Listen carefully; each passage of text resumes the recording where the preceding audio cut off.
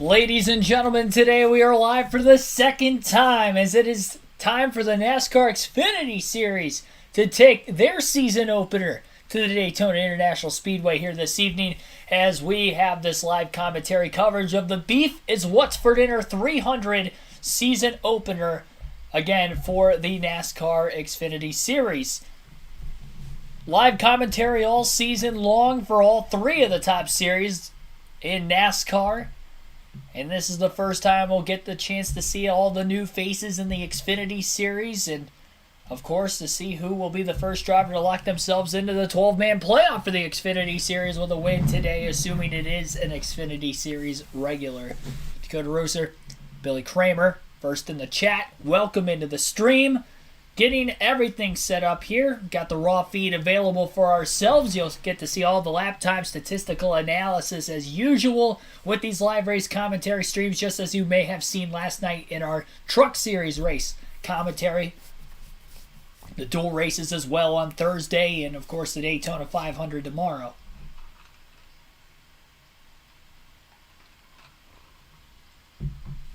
So, field is already... I don't think they've started engines yet. I'm not sure exactly. I don't think they have gotten the command yet. You guys will get to listen to that when that takes place. Once they do get the command, we will go through the starting lineup for today's race. 300 miles, 120 laps will be the scheduled distance in this one. I believe stages 1 and 2 will each be 30 laps and then 60 laps in the final stage this evening. Starting in the daylight, this race will end in the nighttime skies. It's going to be a lot of fun. Thanks for those of you that did tune into the ARCA Race live commentary stream earlier today as well. Patty Rundy Creation, Sports Highlights Everyday 1082. Thanks for tuning in. Also, here is Clark Price, the Grand Marshal, giving the command. Race fans, are you ready for some racing? Yeah! On behalf of the nation's beef farmers and ranchers, I welcome you to the Beef It's What's for Dinner 300. And eat some beef and drink some milk today. Yeah! And drivers, start your engines! Go!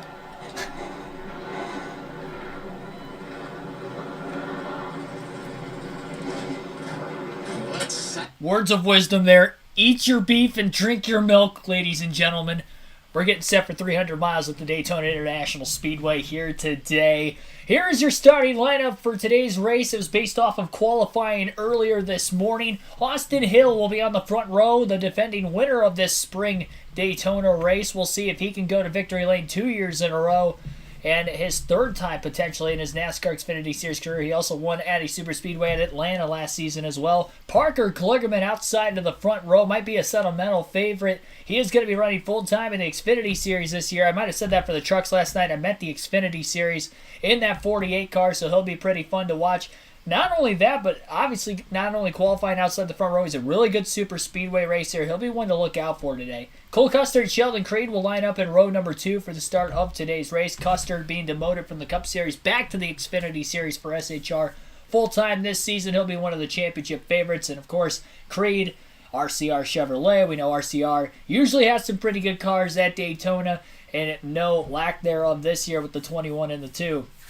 Justin Allgaier and Daniel Hemrick will line up in row number 3. Allgaier made the championship for last season for JRM. He'll try to do that again this year, going for his first career championship. And Daniel Hemrick went winless a season ago with his first year at Colleague Racing, trying to kickstart this season off with a bang and getting that second career win and first of 2023. John Hunter Nemechek and Chandler Smith will be in row number 4. Chandler Smith will be full-time for Colleague Racing in the number 16.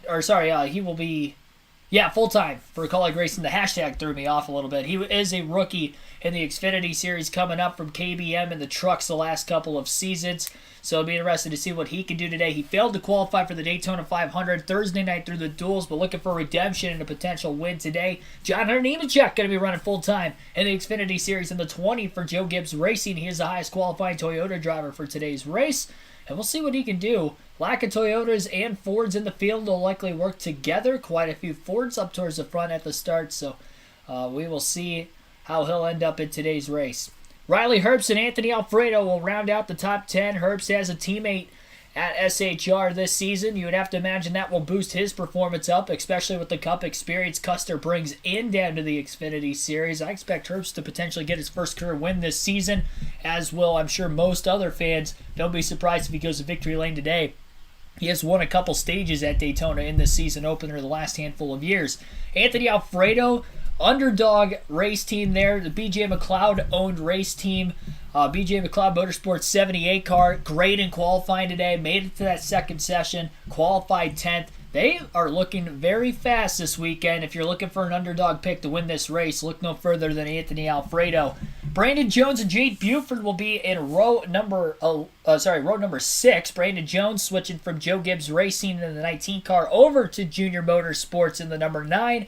Maybe one of the championship contenders. We'll see what he can do today. Myatt Snyder and Sam Mayer will be in row number 7. Second season returning at JRM for Sam Mayer full-time. Still looking for his first career Xfinity win. And Myatt Snyder, who is a one-time Xfinity winner, going to be running part-time on the 19 car for Joe Gibbs Racing this year. And not only that, but remember, Snyder went in the catch fence last year in this race on the final lap, trying to end this race on all 4 wheels this year. And he was running very well, obviously, at the end of that race, so maybe look out for him to lead some laps today, too. Sammy Smith and Parker Retzlaff will be in row number 8. Sammy Smith running full-time this year with Joe Gibbs Racing in the number 18 Toyota, skipping the Truck Series, heading right to the Xfinity Series. He ran part-time in the Xfinity last year, had a couple of really solid finishes. Stephen Parsons and Josh Berry will be in row number 8. I would also say look out for Stephen Parsons. He has won a couple stages on the super speedways in the last couple years in the NASCAR Xfinity Series. So if you're looking for maybe another late underdog pick, I would look at Stephen Parsons. Josh Berry returning full-time for Junior Motorsports in the number 8 car for the second straight season. And we will see if he can have yet another multi-win year this year. Justin Haley and Jeb Burton will line up in row number 10. Justin Haley running full-time for Colleague Racing, obviously again in the Xfinity Series, but he has taken this one-off start. He has won at Daytona twice in his Xfinity Series career, though both in the summer. We'll see if he can get a win here in the spring race to kickstart the Xfinity season. Brendan Poole and Ryan Sieg will be back in row number 8. Sieg in the 38 car today. That was based off of qualifying earlier so he can make sure that he locks himself and the number 39 car into the show. Joe Graff Jr. will be in that 39. Plan on Ryan Sieg to run in the 39 car the rest of the season. Greg Golding and Jeffrey Earnhardt will be in row number 17. Josh Williams and Kyle Sieg will be in row number 18. Blaine Perkins, the rookie, running, I believe, full-time in that 07 car this year. With David Starr to his outside, those guys in row 14. Row 15, Joe Graff Jr. as just mentioned ago in the 39 today. Bailey Curry to his outside in the number 4 for JD Motorsports. CJ McLaughlin and Brett Moffitt will be in row 16. Moffitt started very deep in the field in the number 25 car. Kaz Gralla and Parker Chase will be in row 17 and rounding out the 36 car field. Row 18 will be Ryan Ellis, Joey Gase, and rounding out the 38 car field today would be Jesse Iwuji and Jeremy Clements. Clements starting from dead last. He won at Daytona in August in the Xfinity Series in that 250-mile race last season. Queuing up John Hunter Nemechek right now on the in-car radio. Go try and chase W. Well, good deal. We're really looking forward to watching out there all day, and best of luck. Appreciate it. Good luck tomorrow.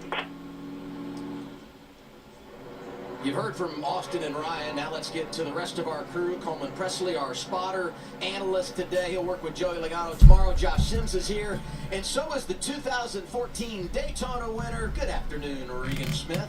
Well, good afternoon, Adam, and it is a perfect afternoon for racing here at Daytona. Cole Custer, he has been a Cup Series driver the past few years. He is making his return to the Xfinity Series today on a full-time basis, a series where he has enjoyed a ton of success. In 2019, the last time he was full-time, 7 wins en route to a second place championship finish. I spoke to him about all the expectations on him this season in this car.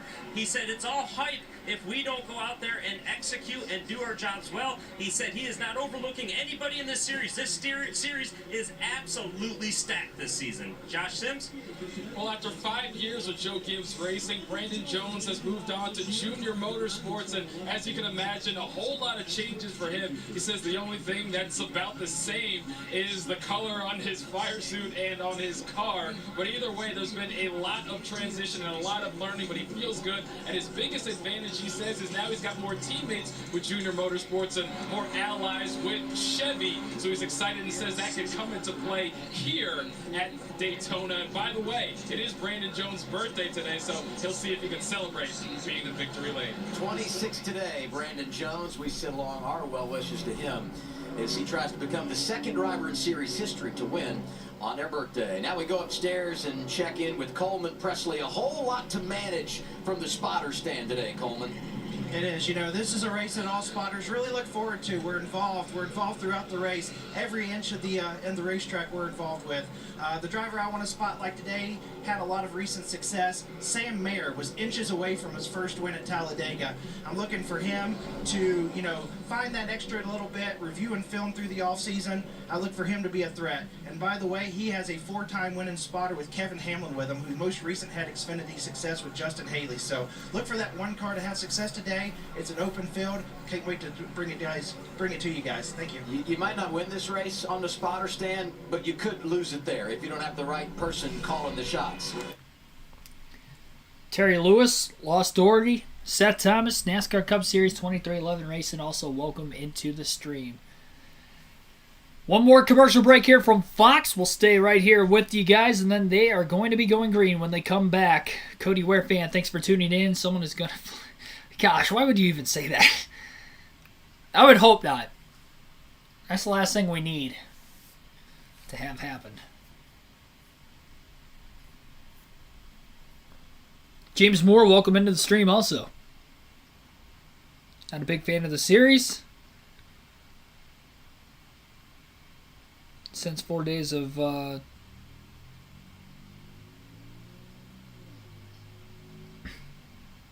gotcha. Haven't watched the series since the Cup guys have been out of it, I see. I see what you're saying now. Channel Fox Sports 1. That is what is covering this race. So if you are wondering for where you can watch this race visually, Fox Sports 1, but you can tune in, stay here. Going to bring you guys a live, realistic commentary all throughout the action today. First doubleheader with two separate series, two separate races. Again, commentated the ARCA race just a little bit ago. That got done, the live stream specifically, got done a little under an hour before the start of this live stream. And we will be live for the Daytona 500 tomorrow at 2 p.m. Eastern Standard Time as well.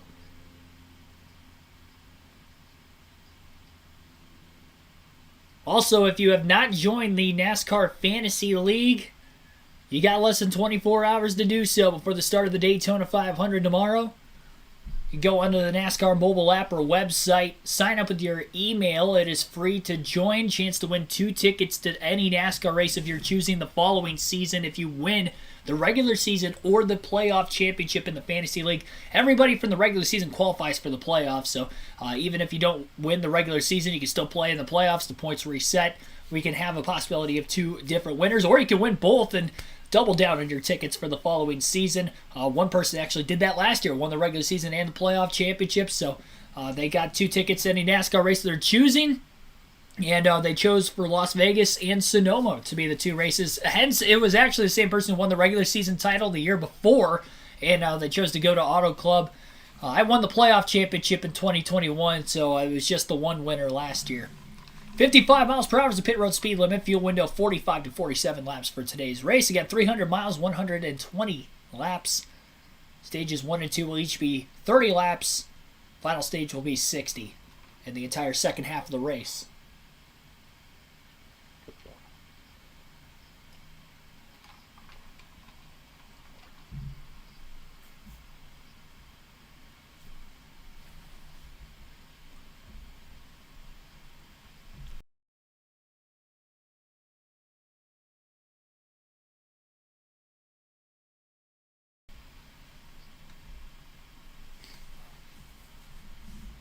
I had to clear my throat there for a second. I had to mute the mic.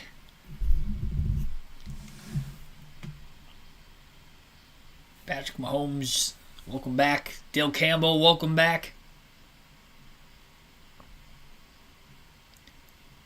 Ice Demon King 92 Hammer, welcome back. Oh, jeez, I'm about to drop my phone. I caught it in my lap. We're good. I have carpet underneath me anyway, so I guess if it really did fall, it'd be okay. Got over 50 people watching. Haven't gotten this race underway yet. They'll be getting the 1 to go signal this time by. Be sure to hit that like button, subscribe for more daily NASCAR content.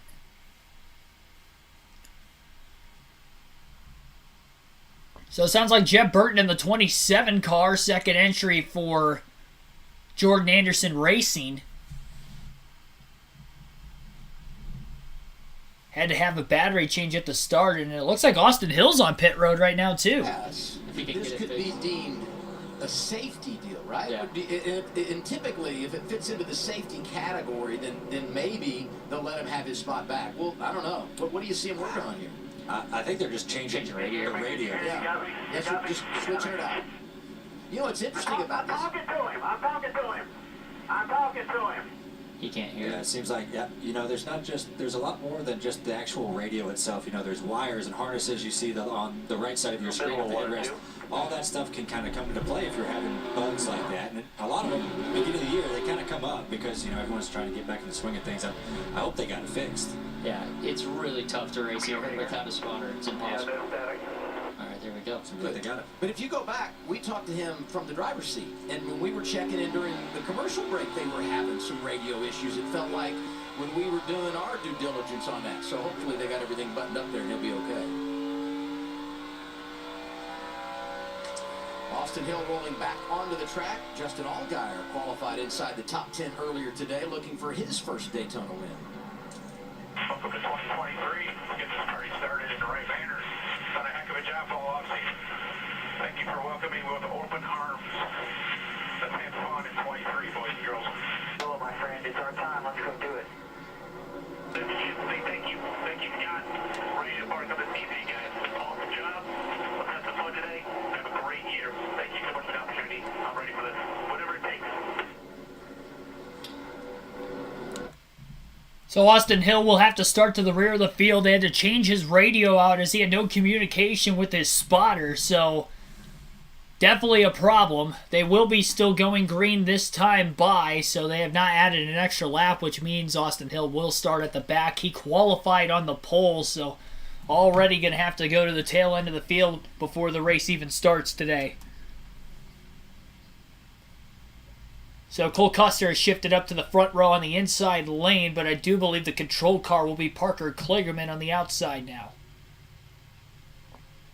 So Kligerman will lead the field to the green.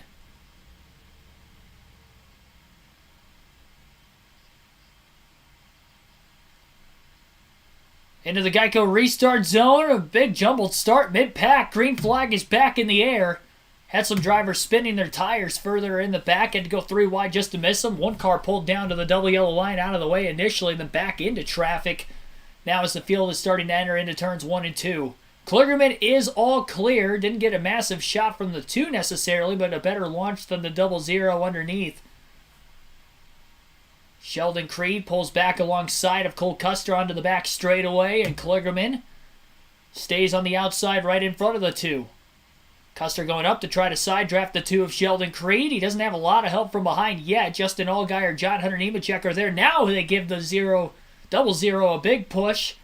Custer pulls back ahead of Parker Kligerman. And it'll be Cole Custer leading the opening lap of the race. The 7 of Allgaier moves up clear of the 48 of Kligerman that time. Back down to the bottom. Custer still does lead that opening lap. Half a car length over the 7 of Allgaier. Allgaier down to the inside now looking for the race lead. Custer might get put 3 wide middle. 48 gets a bit loose into turn 1 after a push from behind again by Sheldon Creed. A third lane now forming on the outside about 5 rows deep. 78 car of Anthony Alfredo trying to lead the charge in the third lane.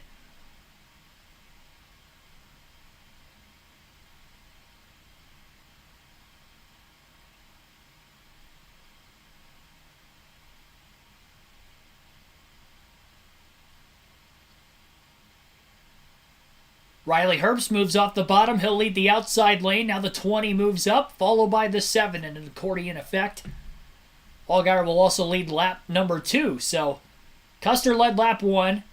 Allgaier leads lap 2. Custer was 4th at the start-finish line on the outside lane that time. Top 3 cars are clear of the bottom lane on the outside up near the wall. 1 car is split middle, 3 wide, and I believe that may be Ryan Sieg, right around 18th place.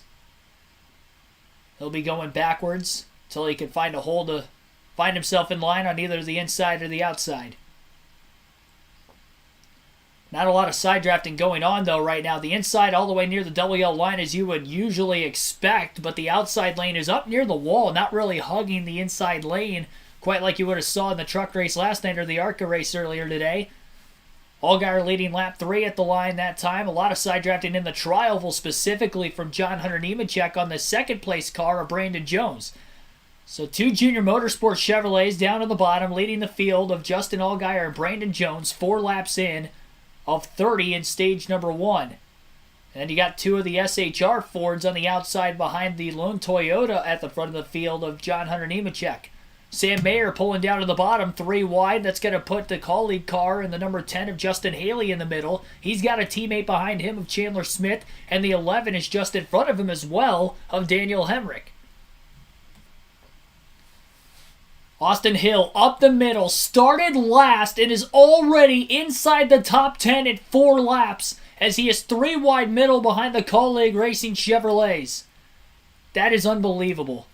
Austin Hill from last to 13th in 4 completed laps, and they are getting racy in the early going, 3 by 3 from pretty much 5th all the way through the rest of the top 20.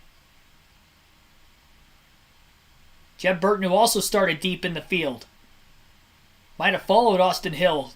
Almost threw a late block on the 19. Myatt Snyder. Snyder able to squeeze underneath him, though.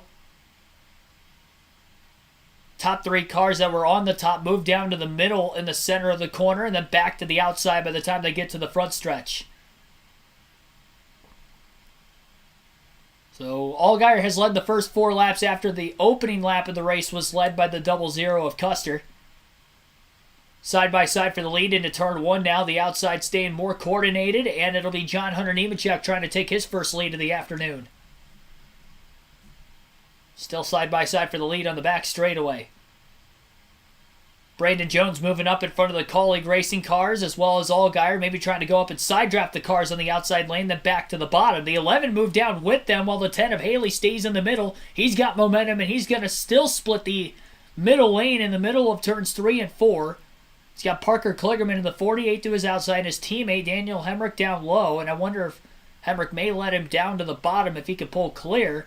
But if he does that, then Chandler Smith is going to end up being hung out to dry compared to the other Colleague Chevrolets, and he'd be the leader in the middle lane.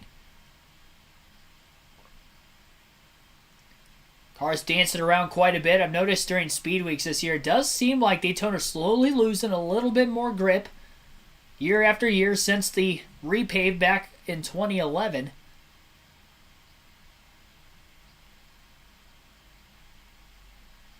Large bump draft in that middle lane. Austin Hill now going to lead the middle. Not as many cars there anymore after the Colleague cars of Justin Haley and Chandler Smith move down to the bottom. And that's going to break up the 2 JRM Chevrolets of Justin Allgaier and Brandon Jones. Austin Hill gets to the outside as his teammate Sheldon Creed lets him in. Hill now the 5th car in lane on the top, and the 27 of Jeff Burton was left out to dry in the middle.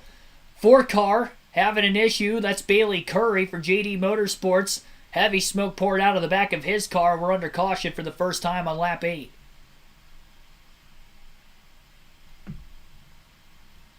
Looks like an engine detonation for Bailey Curry on the 8th lap of this first race of the season for the NASCAR Xfinity Series.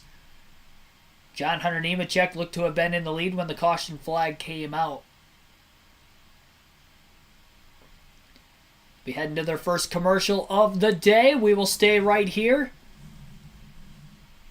John Hunter Nemechek is the race leader. Justin Allgaier in 2nd. Riley Herbst 3rd. Justin Haley is in 4th. Cole Custer 5th. Chandler Smith in 6th. Parker Kligerman 7th. Brandon Jones 8th. Austin Hill 9th. Daniel Hemrick rounds out the top 10. Sheldon Creed is in 11th. Anthony Alfredo in 12th. Sam Mayer in 13th. Jeb Burt 14th. Josh Berry is 15th. Jade Buford in 16th. Ryan Sieg is 17th. Sammy Smith 18th. Myatt Snyder 19th. And Brett Moffitt is 20th. Blaine Perkins is in 21st. Parker Retzlaff in 22nd. Jeffrey Earnhardt 23rd. Josh Williams 24th. Greg Golding 25th. 26th is Jeremy Clements. Brennan Poole 27th. Parker Chase 28th. Stephen Parsons 29th. Joe Graff Jr. is 30th. Joey Gason 31st. CJ McLaughlin in 32nd. Kyle Sieg is 33rd. 34th is Jesse Iwuji. David Starr 35th. Kaz Gralla 36th. 37th is Ryan Ellison. Bailey Curry, who just brought out the first caution of the day just moments ago on lap 8, has blown an engine. He will likely be done for the day, and he'll be finishing last in 38th.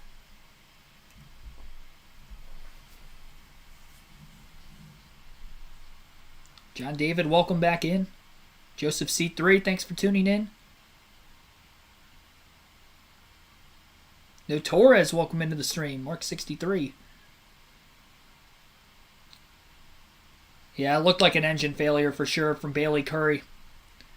Under caution for the first time.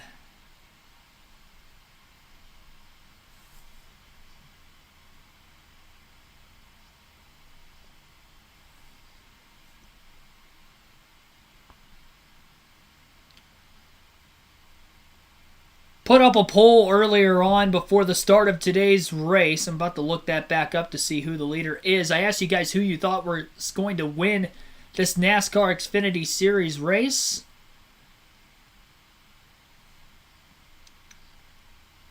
And a pretty close poll for the most part, but the fans have voted. And out of 63 votes, Brandon Jones is the driver who had the most votes for who you guys think is going to win today's race. Austin Hill had the second most votes with 24%. John Hunter Nemechek third with 19%. Other was also tied at 19%, and only 5% said Daniel Hemrick was going to win this race. Nobody commented specifically on who they thought the other would be. But Brandon Jones got the most votes in that poll.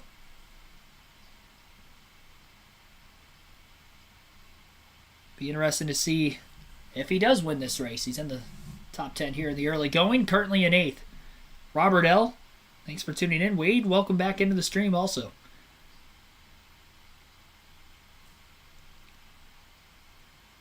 Heard the Beef It's What's for Dinner ad playing in my ear, and it reminded me of the command where the guy on the microphone was saying to make sure to eat your beef and drink your milk.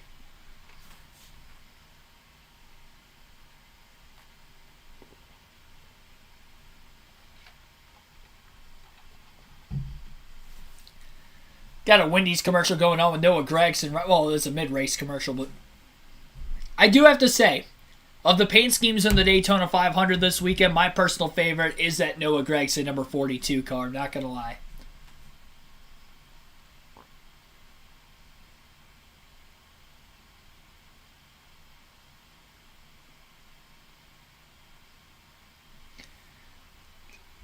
Comment down below what your favorite scheme for the Daytona 500 is this weekend. But yeah, mine is definitely the Wendy's scheme for Noah Gragson.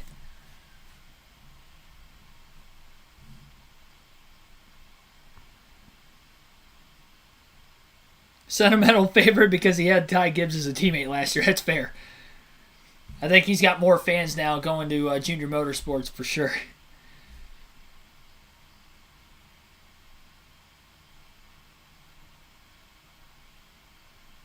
Picking Allgaier, picking Josh Berry. Yeah, the Guns N' Roses paint scheme isn't... It's, I mean, I can see if you're a Guns N' Roses fan, you know, liking that. I grew up listening to classic rock. I didn't care too much for Guns N' Roses. The scheme itself, like, just looking at the scheme, I don't really think there was much into it, but I could see why people would like it, though. Tommy Jurgen Jr., thanks for tuning in also. He knows what's up. The McDonald's scheme isn't bad, but I think there's been better McDonald's schemes in recent years. I honestly kind of like the one Kenseth had when he filled in that 42 car times he ran it towards the end of the season. Obviously, the classic Bill Elliott ones back in the 90s as well. Jimmy Spencer. On the other side of it, like you said, it's so early. Like, I'm not trying to get myself wrecked either, but I feel really good about the ability to kind of lead whatever lane I need to lead here. Radio communications on the 7 team. Front row on the restart coming up. We'll have John Hunter Nemechek on the outside. Justin Allgaier will be on the inside lane. Row number 2, Parker Kligerman and Justin Haley. Row 3, Chandler Smith and Austin Hill. They'll be going green very shortly.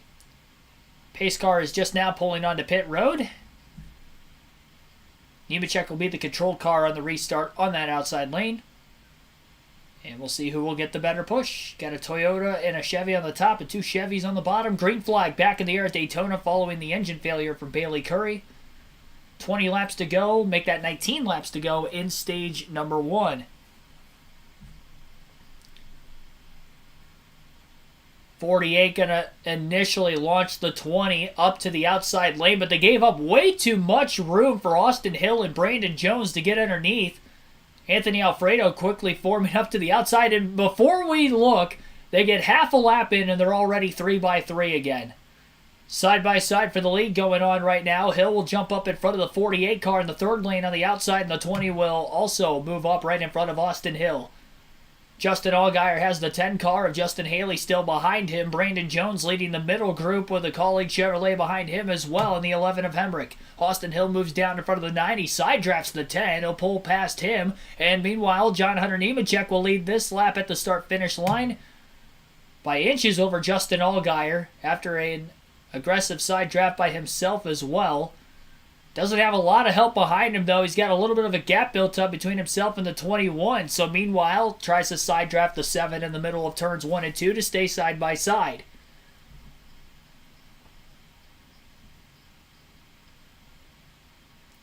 A push from the 9 to the back of the 21. Pretty close together between the 10 and the 21 on the bottom and middle groove. Into turn 3. Austin Hill has picked up 34 spots already in 13 laps, and that's not to mention we had about 5 of those rain under caution. It is unbelievable how quickly he was able to get to the start. Remember, he qualified on the pole, had to drop to the back before the race started because they were changing radios on the final lap before they went green, so by the time he caught up to the field as they were getting into turn 3 for the start of the race, he could not get his spot back and had to start dead last. But he is up there in a hurry. And definitely looks like one of the early contenders for the race win.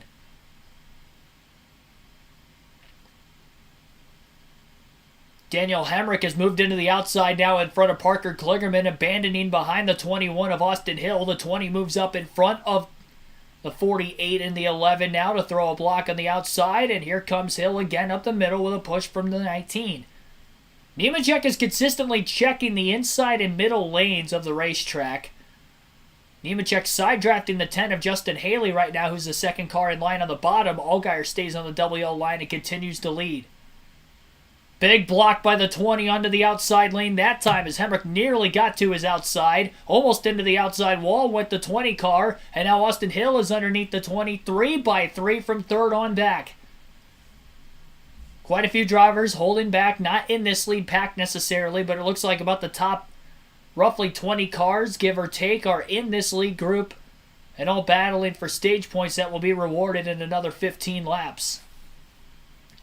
Each of the top 10 will receive stage points, and a playoff point is earned for the driver who wins the stage. Hemrick all clear of Austin Hill. Now he's going to kind of control the middle lane when he can. His teammate is underneath him of Justin Haley. Chandler Smith has lost the colleague cars. He's the 4th car in line on the bottom. And Austin Hill has shifted all the way to the inside lane. He was up in the 3rd lane about a half a lap ago. Back and forth. A lot of side drafting on the back straightaway. Lap after lap between the 7 and the 20. And even more so there as they almost came together. The 11 getting a push again from behind by Kligerman. Thought about going up the middle, but the hole closed quickly between the 20 and the 7 in front of him.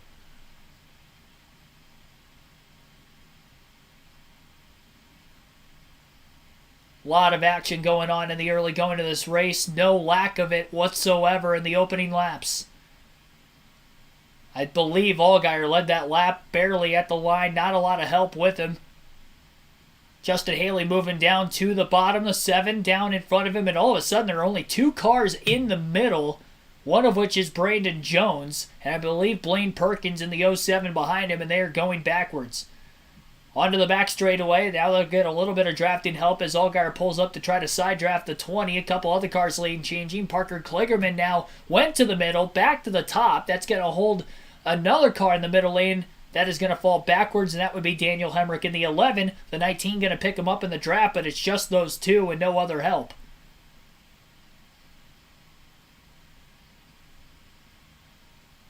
Middle of the back straightaway, they get cars to form into the middle, but then we constantly see drivers getting hung out. They can't get back to the inside or outside quick enough.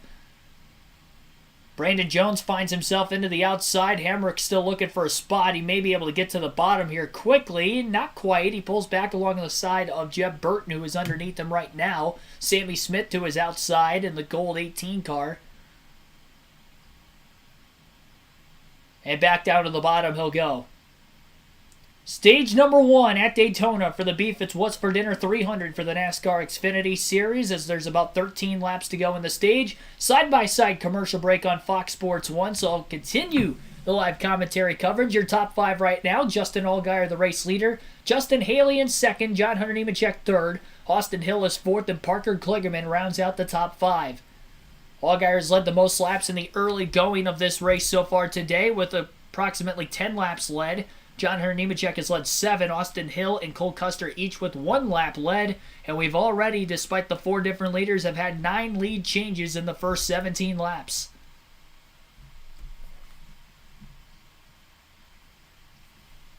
"86 people watching. Be sure to hit the like button, subscribe for more daily NASCAR content. Jonathan Winnett, thanks for tuning in.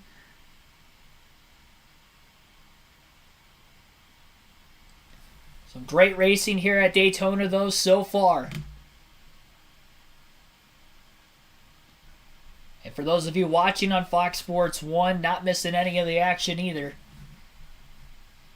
The non-stop coverage. This is how every commercial break should be under green flag conditions. Just have it side by side. Appreciate Fox doing that right now in the early going to this race with a lot of hard racing going on. Middle and the outside lanes have started to fade. A lot of the cars that were at the front of the field on the top have swerved down to the bottom, and about the front 5 or 6 cars occupy the double yellow line, while the outside is about 5 to 6 rows deep.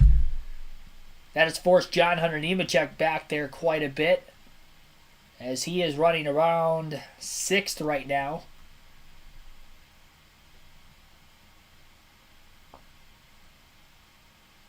Got trouble! Hard into the inside wall goes the 07. Cautions out. Right off the exit of turn 4, and Daniel Hemrick has collected a huge hole in his right front fender. A 2-car crash has brought out our 2nd caution of the race on lap 21.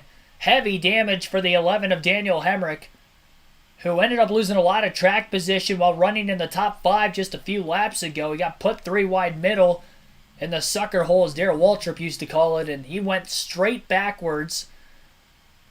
And now a couple laps later, he and the 07 are going to get together, bringing out another caution, our first for a wreck today. Safety team is now to the 07 of Blaine Perkins. He was kind of one of my underdog picks for today's race. Unfortunately, Perkins is off to an early exit, and Hemrick is more than likely not going to get this car fixed. There is some heavy damage to the 11, not as much as the 07. Perkins is now climbing out of his race car. He seems to be okay under his own power. Showing a replay of the wreck right now to see exactly what happened. Perkins was the 4th car in the outside lane. Daniel Hemrick was on the bottom. Perkins it looked like he just got tagged by Sam Mayer. Mayer tried to go up the middle 3 wide, and the lane just wasn't open. He drove right into the left rear corner panel of the 07 of Perkins, which turned him into the 11 of Daniel Hemrick underneath him. Perkins kept control, or I should say Hemrick kept control of his car, but got a huge chunk taken out of the right front. And the 07 car could not get the car to slow up at all before heading head-on into the inside wall. Pretty close to the entrance of pit road. Heavy impact for Blaine Perkins. Yeah, that's on Sam Mayer on that one.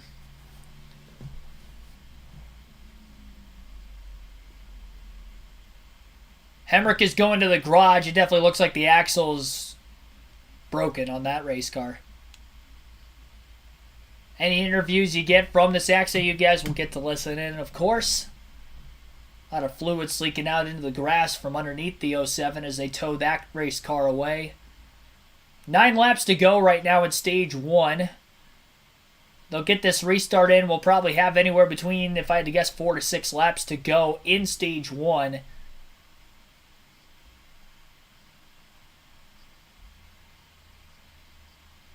So Daniel Hemrick and Blaine Perkins out of the race after a 2-car crash off the exit of turn 4 just a couple laps ago. It was during the side-by-side commercial break.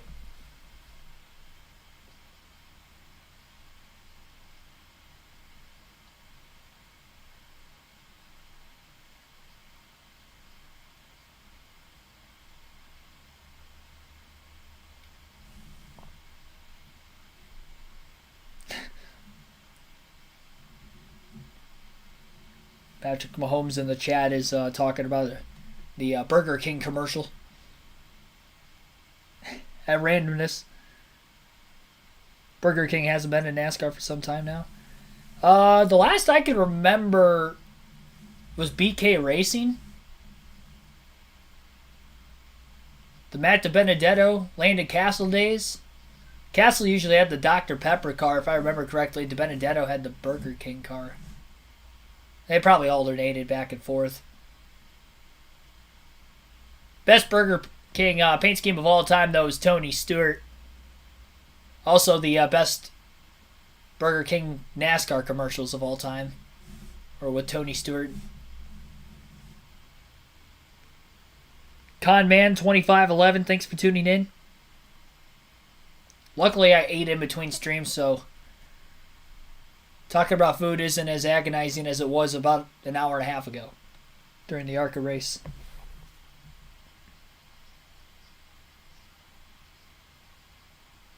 Earl Arnold Jr., thanks for tuning in also. Got 82 people watching. Again, we are under caution for the second time in the early going of today's Xfinity Series race 2-car crash off the exit of turn 4. Sam Mayer gets into the left rear corner panel of the 07 of Blaine Perkins. Looked like he just tried to go up the middle 3 wide and just drove right into him and turned him into the 11 of Daniel Hemrick. Hemrick had a big chunk taken out of his right front. May have broken the axle on that race car as well. He is pulled into the garage, and then the 07 of Perkins went head on into the inside wall on the front stretch in between turn 4 and the entrance of pit road. And both drivers are okay. Probably get a word from at least Daniel Hemrick here shortly, and hopefully from Blaine Perkins, who had climbed out of his car under his own power. Justin Allgaier scored as the race leader when that caution flag came out. Be interesting if anybody will pit. I doubt anybody in the front portion of the field will pit here, considering that stage points are going to be awarded in the next 4 or 5 laps. But if you're outside the top 10, you can pit now, take fuel, and you'll probably make it on fuel all the way to the end of stage 2, which then in return you can get that track position that you may not have right now and restart towards the front of the field for that second stage.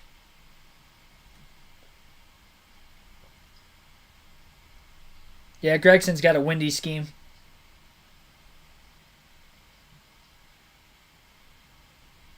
Robert King, thanks for tuning in.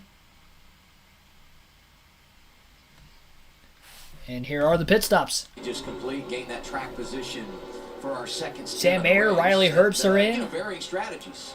Some guys get 2, some guys. Parker Kligerman's in. Sheldon Creed. Front runners, though, they wanted that track Cole Custer, Brandon Jones. Quite a few notable drivers on pit road. Yeah, and the 00 Cole Custer. He decided to go ahead and get 4 tires right there. Of course, earlier in the race, they came in, took fuel, and we're trying to play a strategy, I think, right now. Kind of similar deal. Get the tires when you can. And the one car is Sam Mayer. He's been very quiet on the radio since the incident that we saw on the racetrack. They came in for fuel only to try and make it to the end of the next stage. Josh? Well, Brandon Jones in the 9 came in for tires and fuel, not where he wants to be, so he wanted to get ahead of the game and get those tires and fuel to help him out.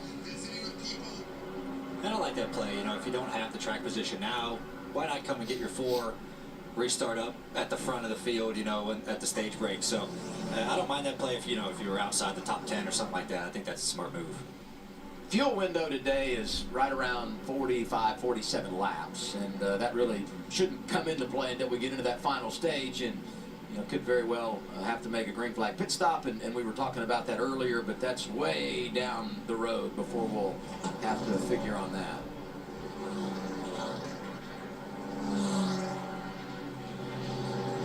How is doing the choose at the super speedways change things? I've never done it before. In our duel, we didn't have to choose, so it'll be interesting, and you'll be communicating with your spotter and your teammates as much as possible, especially late in the race. I mean, you're trying to get any advantage to get that jump and try and get cars out front and block 2 lines if possible.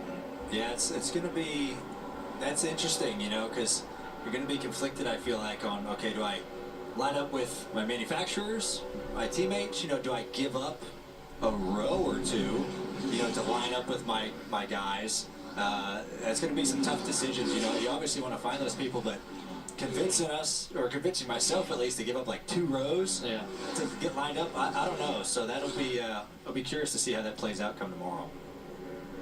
I mean, forever in the past, you kind of, if you had 2 guys out front, you played where, the top guy would get down in front of the bottom guy, or you'd figure it out together once you got out there. But now you don't have to do that. And will it actually be better this way, or is the whole way the best way? Yeah, I don't know. We're going to find out. Yeah, for sure. Could be bad, could be good. Some will work, some won't for you. Ryan Blaney and Austin Dillon in the Fox Sports booth for this Xfinity Series race today. They had Austin Cindric in the ARCA booth, and of course Tony Stewart, the Daytona 500 booth tomorrow with Mike Joy and Clint Boyer. Going back home. Thanks for tuning in. Phil Moore, welcome into the stream also. Just under 100 people watching right now. Had over 200 people watching at one point in time during last night's Truck Series race. I'm sure we'll be there before the end of this Xfinity race today. And we didn't even make it to the end of that race last night. Rain had plagued the finish, and with about 21 laps to go, they called it. On the front row for the restart will be Justin Allgaier and Justin Haley. Surprised Haley didn't pick, considering the fact that they are not going for points in the Xfinity Series, but up at the front of the field right now. 5 laps to go in stage number 1. Green flag back in the air. 21 to the 10, a lot more connected on the outside lane than the 16 and the 7 down low. So Allgaier goes up to try to side draft Justin Haley, who had a push, and that'll allow the 7 and the 10 to stay side by side for the lead in turns 1 and 2. 27 car of Jeb Burton is in the inside lane, 3 rows deep right now. Again, stage points awarded for the top 10. Playoff point on the line for the Xfinity Series regulars if they can win a stage. 1 playoff point will be awarded, 5 for winning a race. Those points carry over round by round into the playoffs if they do qualify. Justin Haley all clear and out in front of the field. Off the exit of turn 4, looks as if he'll lead his first lap of the race at the start-finish line. 4 laps to go in stage 1. Austin Hill, Justin Allgaier still side by side for second place. Big block to the outside towards the end of the front stretch from Justin Haley as he stays in front of Austin Hill. Hill goes to the bottom. Haley tried to block, almost wrecked him. Haley has to survive now in the outside lane as he goes down to side draft in the middle of the corner on Austin Hill. Hill's got the 7 car of Allgaier behind him. He'll give him a big push down on the inside. Back to the outside went Justin Haley. He's got a bit of a gap built up between himself and the 20. And how about the 78 of Anthony Alfredo for BJ McLeod Motorsports is now back in the top 10 as he's up to about 7th place. Austin Hill is now clear off the exit of turn 4 after that push. He'll try to control the lanes, moves up in front of Justin Haley on the outside. The 7 is about a car length and a half yet behind him into the tri-oval. 3 to go, stage 1. Hill won this opening race of the season last year at Daytona, trying to get a stage win in the first stage of the season in the same race this year. Block C outside moves back down to the bottom drastically into turn 1, barely clears the 7 car of Allgaier. Austin Hill blocking like it's the last lap of the race, but it's the closing laps of the opening stage. In desperate need, at least from what it looks like, to attempt to get this playoff point, start the season off solidly. Justin Haley has fallen back just a little bit on the outside. Allgaier has left the top, moved down to the bottom, and now back to the outside as well as Austin Hill. Crossover by Allgaier down to the bottom. Barely had Jeb Burton in the 27 car clear. 2 to go in the stage. Allgaier tries to go back to the outside, but the 16 of Chandler Smith was already there. Hill will be able to clear Smith, though. And now Smith's got a teammate right behind him of Justin Haley. Remember, Hemrick taken out in that last accident, so there are only 2 Calling Racing Chevrolets left in this race of the 3 that started. And Austin Hill's teammate Sheldon Creed is 4 rows deep on the outside. The push coming on the top. Hill goes up to block the 16, the 10. Right behind the 16 again. Chandler Smith now gives that push to Austin Hill. Hill getting a decent ways out in front in the middle of turns 3 and 4. Smith's going to get a push again off the exit of turn 4. Will he make a move down to the bottom? The hole is open, but he chooses to stay on the outside patiently behind Hill. 1 lap to go in stage 1 at Daytona for the Xfinity Series season opener. Allgaier trying to side draft the 16. That'll pull him back just a little bit. Into turn 1, Austin Hill still controlling the lanes. Down to the bottom now in the middle of the corner. Near contact further back in the pack between John Hunter Nemechek and Sheldon Creed. 3 wide back there now as the 9 right behind the 20. After some spots were lost by John Hunter. The 2 pushing the 10 now into the back of the 16, into turn 3. A big block coming by Austin Hill onto the outside. He's going to get split down in front of the 7. The 7 gives him a massive shot. Hill holds the wheel straight, side by side for the lead off turn 4. This is the finish of stage 1. The 16 and the 21 are side by side. Is it going to be Smith? Is it going to be Hill? It's going to be Austin Hill by less than a quarter of a car length, as Austin Hill will win stage 1 at Daytona. Photo finish to the end of this opening stage. Austin Hill will win it. Chandler Smith will end up in 2nd. And I believe Justin Allgaier 3rd, Justin Haley 4th, and Jeb Burton rounds out the top 5. In stage 1, 6th place, Sheldon Creed, Josh Berry 7th, Parker Kligerman 8th, John Hunter Nemechek 9th, and Myatt Snyder will round out the top 10 and all receive stage points through stage 1 here today at Daytona.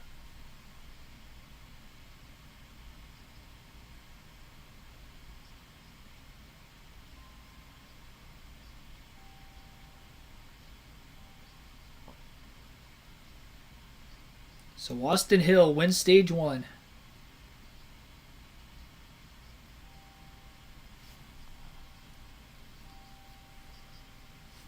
We'll take our first break of the race. When we come back, we'll have some pit stops coming for you on the other side. Watching the Beef It's What's for Dinner 300 live on KRC right here on the channel.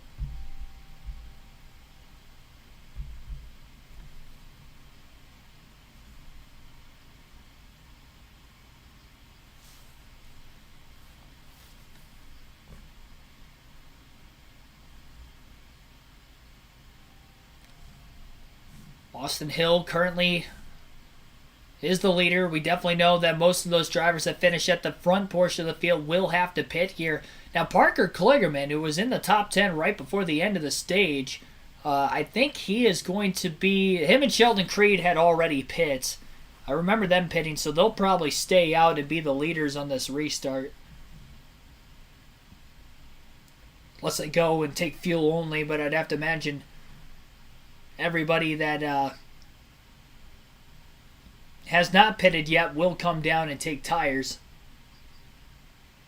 Because otherwise they're going to be asking for 60 laps out of their tires before the end of the stage, unless they pit again before the end of the stage, but they're not going to do that unless they get a caution.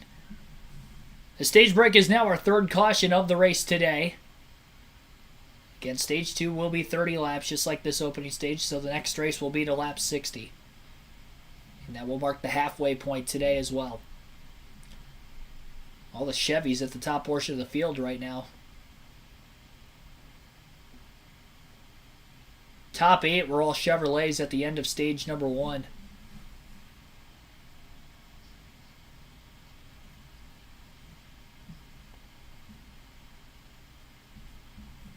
Of course, there are a lot more Chevys than other manufacturers in the Xfinity and the Truck Series side of things.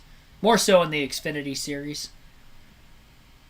Had a lot of manufacturer changes going on in the offseason for the trucks that have kind of evened it a little bit more than what it has been in the last couple years prior.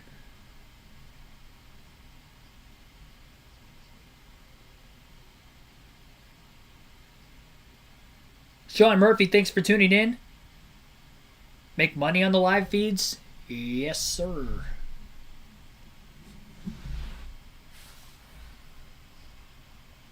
Yeah, I got super chats every now and then, but that's why I run some of the ads in middle of the race too. I try not to do it during the actual green flag action.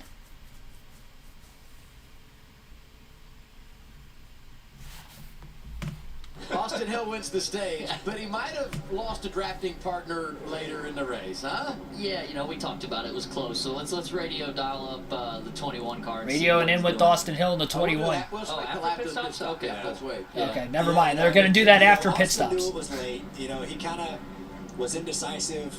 You know, he wanted to block the top, and the 16 was there, and he was like, I got to get back down the bottom quick. And I mean, that was as close to a wreck as you're going to see. So props for Allgaier. I'm sure he checked up a little bit last minute, but that could have been very big. Luckily, everyone kept going straight. And in the same sentence for the 21 car, coming from dead last to win the stage, that's pretty amazing. Yeah, that is crazy. I didn't even think about that till just now. He started last and ended up winning the stage.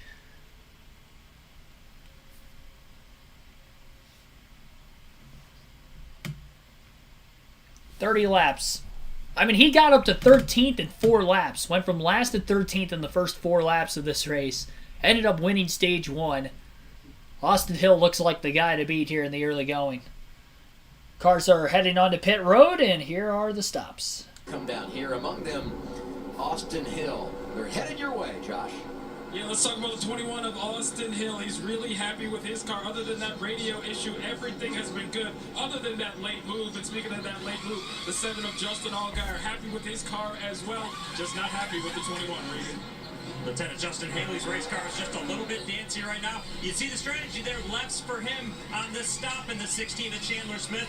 That race car's side drafting very well. He's having some trouble switching lanes with it, though.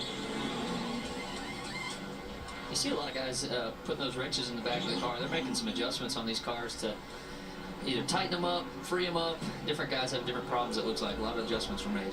So I think now we can do the radio. Okay. Let's get a report from Austin Hill. You're our guy. There you go. The radio in with Austin Hill. Austin to Stage Austin, 1 how you winner. doing in there, 21 car? Great job getting from the back to the front, getting over those radio issues. What you got, buddy? Well, man, our business Chevrolet is really fast, obviously, jumped from the back all the way to the front to get the stage win. I really made a mistake there on that white flag lap, coming to the checkered 3 and 4. Should have went and blocked the 16 better than I did. Then when he got to the outside, I went to go down to cover the 7, and 7 actually cut me a break, so I really appreciate that from him. You know, that'll pay later in the race. You know, if he's got something going on, I got to, you know, return the favor probably. So really appreciate that. I could have ended our night early, but really fast Chevy, like I said. It was fun driving up through the field, just trying to fill the car out. I thought it was really good. So we'll see what happens here in stage 2. Well, keep it up, but just to let you know, he's not mad at you, he's mad at your spotter. So Derek took the run of this one, so keep you doing what you're doing, buddy.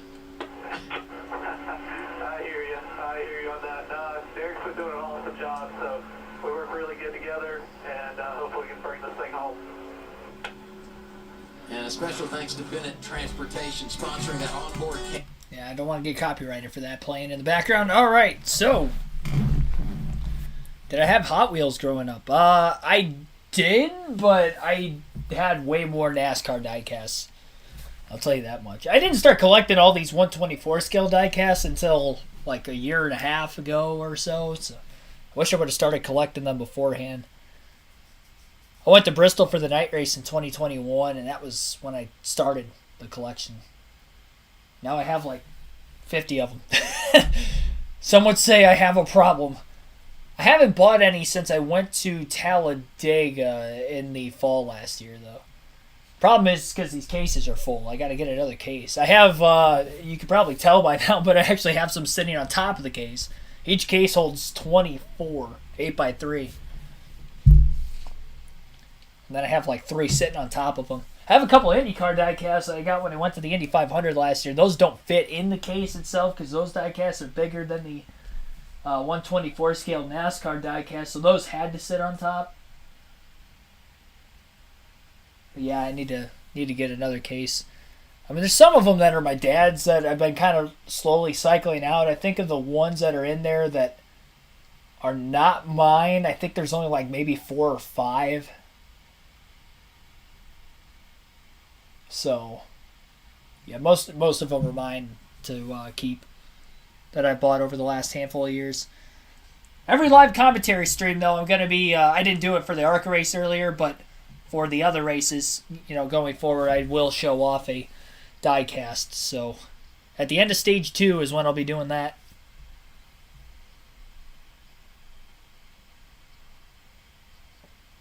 Somebody predicted for Myatt Snyder to win. It's a bold prediction. I haven't really seen him up towards the front. Back in 18th right now. I think he actually did finish 10th at the end of Stage 1, if I remember correctly.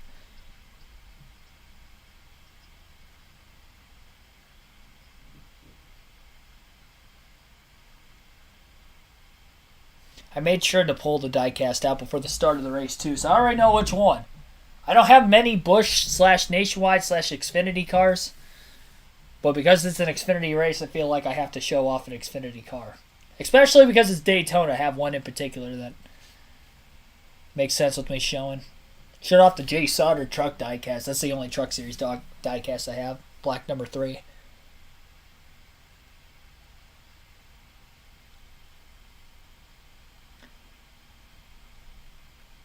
The only truck diecast that I can really find in these 10 vendors at races I go to are like more modern ones. I don't really feel like getting a random like Sheldon Creed diecast from the trucks. I don't know. I just kind of go for the truck series ones. I go for the older ones just because it's more sentimental, like childhood wise. Like, oh yeah, this is like one of my favorite schemes. I grew up, watching as a kid. There are some more modern ones that I do have, but very few. I have very few like Gen 6. I don't have a next gen diecast yet. I do want to get a Blaney one just because I'm a Ryan Blaney fan. But got a Harvick Subway, that's a Gen 6. Austin Dillon Cheerios, that's a Gen 6. Any of the Blaney ones technically are Gen 6s. But outside of those Blaney ones, got a Carl Edwards Stanley car. Joe Gibbs Racing, Tony Stewart, Mobile One. I think that's all the Gen 6 cars I have. So 4 of them outside of all the like 6 Blaney cars.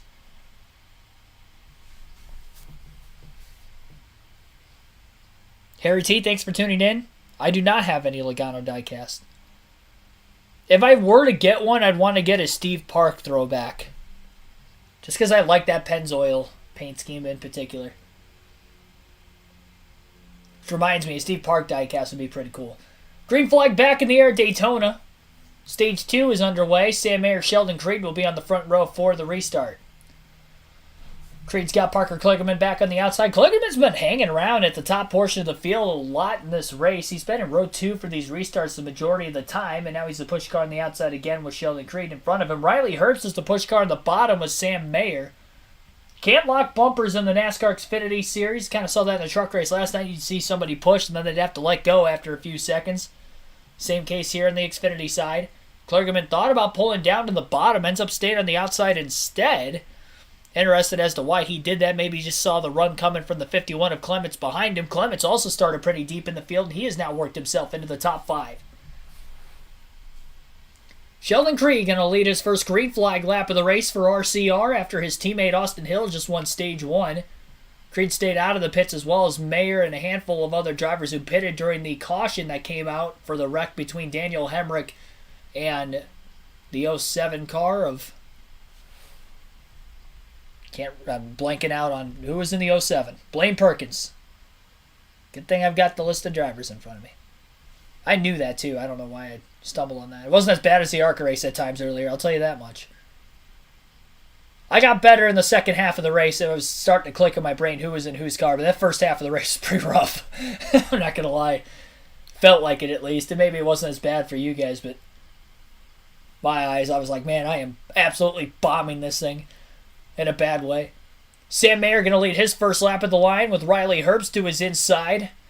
Soon as Mayer pulled clear down on the bottom lane, he moved up to the top in front of Sheldon Creed, and he's kind of leading the outside. The Junior Motorsports Chevrolets have looked pretty fast, but this is the first time we've seen Mayer up towards the front of the field. He caused that accident between the '07 of Perkins and the '11 of Hemrick earlier on.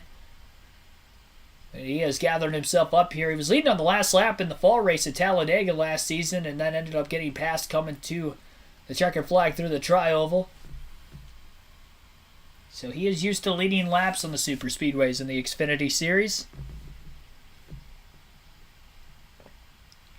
I would like to get a Kyle Busch M&M's. I specifically kind of want to get his '08 car. I don't think I'd get anything too new. I need an M&M's diecast of some sort, whether it's him or a Sadler or a Schrader. I need to get one.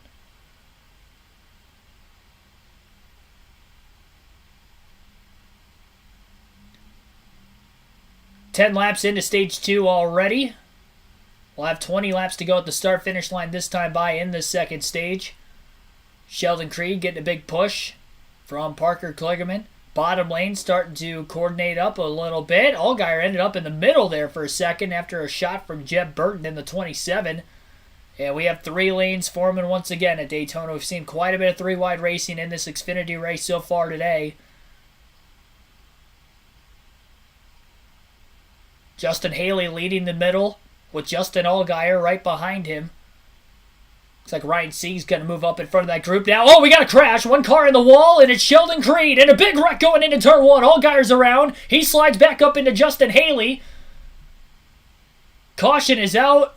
Handful of cars collected, and a crash into turn 1. A couple others go into the grass to miss Allgaier. Sheldon Creed was in the outside wall. They were on an onboard cam when the crash took place, so I couldn't tell how that started. Sheldon Creed was in second place. Had a push from behind by the 48, and that just knocked him sideways.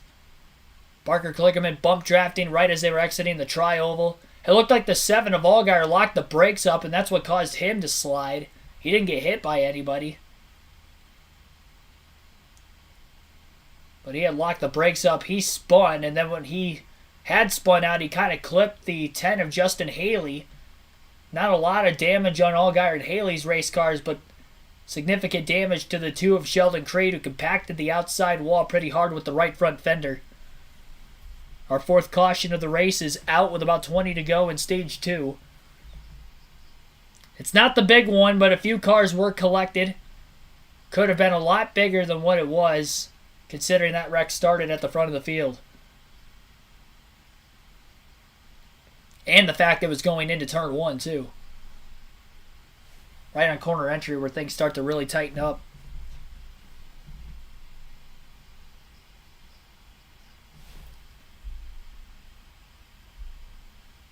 Big Dog, thanks for tuning in.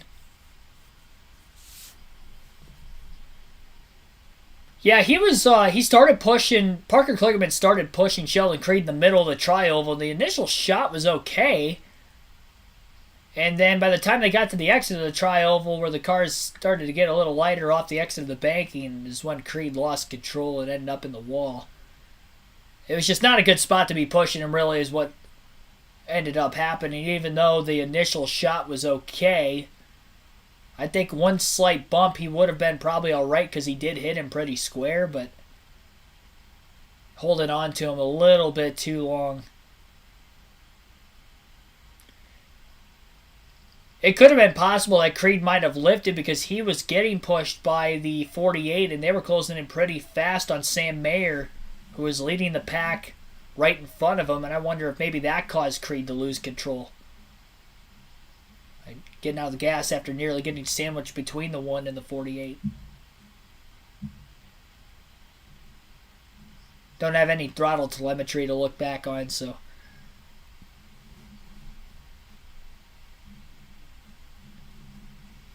Car I want, 2002 Action Racing, number 3, Dale Earnhardt. 2 cars set. So I actually have a diecast from 2002. That is a number 3 Dale Earnhardt Jr. car that I was going to show off today. I don't know if it's that same car. Talk about good wrench. It's not a good wrench car that I have today, but pretty sure it's 2002.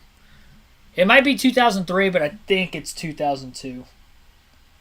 It's on the boxes, but all the boxes are put off to the side. They're in no particular order either. This is one of the more recent ones I bought. I think I got this at Atlanta last year in the spring.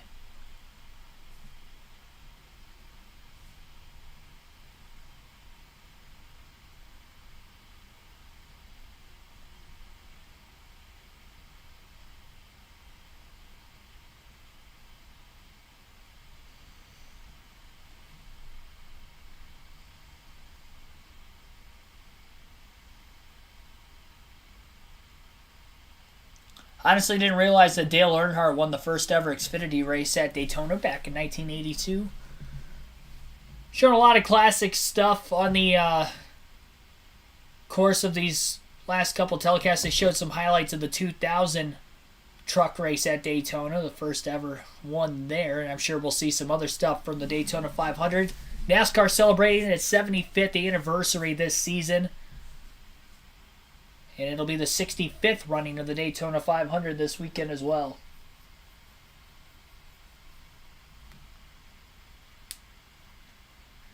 Austin Hill kind of got sideswiped by the 2 of Cindric. The 2.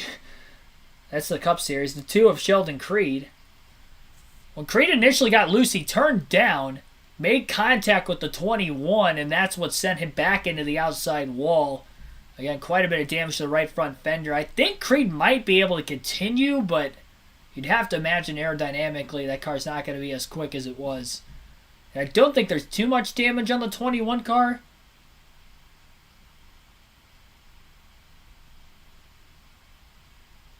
Hill did a good job keeping control of his car with that contact from his teammate on his outside. Creed had a lot of tough breaks last season and an early tough break to start this year. Didn't even make the playoffs in the Xfinity Series. If he fails to make the playoffs again this year, it's going to be tough to move on through that 2 team another season. Got a tape job on the right rear corner panel of the 7 of Allgaier right now.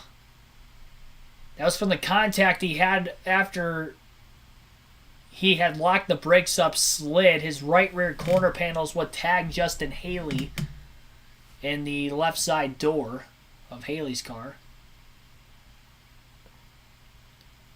They've taped up the 10. There's really not a lot of damage really on the 10 and the 7. I think they'll be able to continue. A lot less on the 10. Stephen Parsons in the 45. That is not right. Stephen Parsons is not in the 45 car.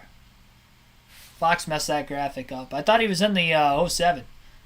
Oh, Blaine Perkins. Sorry, Blaine Perkins was in the 07. I never mind. I messed it up, not Fox. Apologize. Stephen Parsons is in the 45.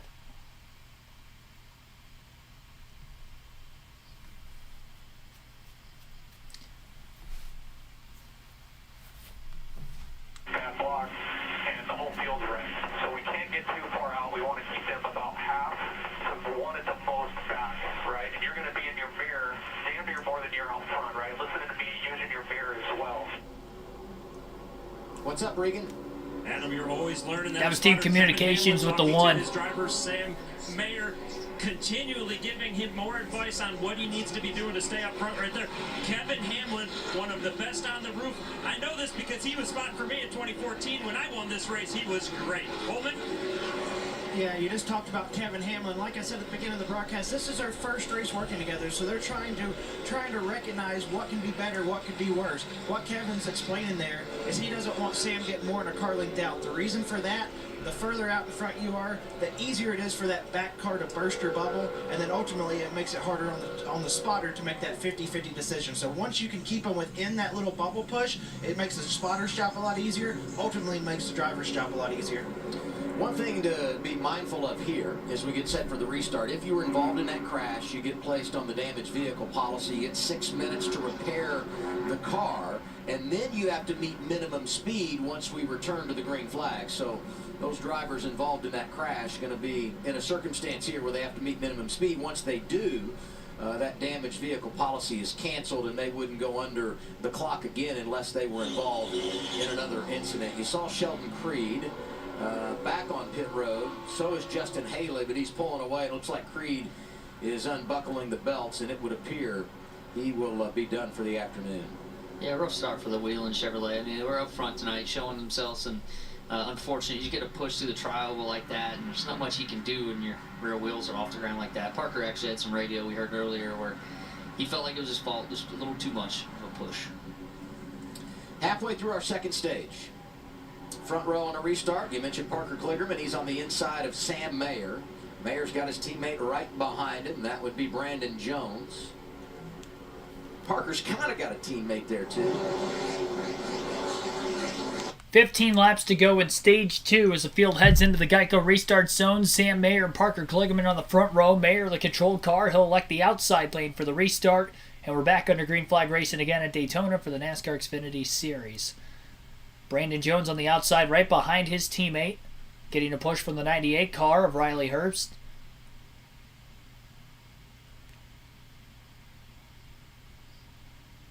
Door to door here, not going to quickly fold out to 3 wide yet. And onto the back straightaway, the outside, starting to slowly pull clear the bottom lane. Kligerman is side by side for about third. Brandon Jones almost clear of the 48, but not quite. The one of Mayer, though, does continue to lead. Kligerman down on the shortest route around the racetrack of the bottom lane on the double yellow line, and by the exit of turn 4, he's got Chandler Smith right behind him. Not going to get a big push from the 16 car, but Parker Kligerman will still lead the opening lap after the restart. And it wasn't by much. A couple inches, that's about all it was over Sam Mayer. Couple of cars 3 wide in the middle back there that were collected in that last accident of Justin Haley and Justin Allgaier, trying to work themselves back into contention to potentially get stage points before the end of the stage. And they have worked through this field very quickly and now back into the outside lane, and they have already cracked the top 15. They're running 14th and 15th. Back into the middle again. The double zero moves up right in front of him of Cole Custer, who technically started on the pole. He qualified second, but with Austin Hill dropping to the back before the race started for radio change, he led the field to the green and led the opening lap. It's the only lap Custer has led so far today. His teammate Riley Herbst is still up there in third.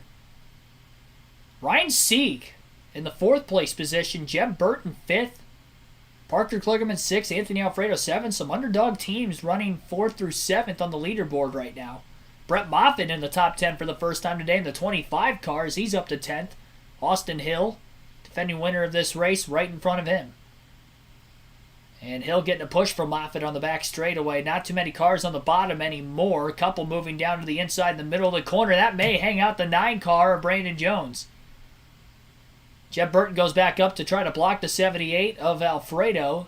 The 2 cars of Sieg and Herbst are down on the inside. Herbst will be in the Daytona 500 tomorrow for Rick Ware Racing in the 15 car. A lot of scrambling going on, middle of the tri-oval, heading into turn 1. They have funneled out to 3 wide, couple rows at least.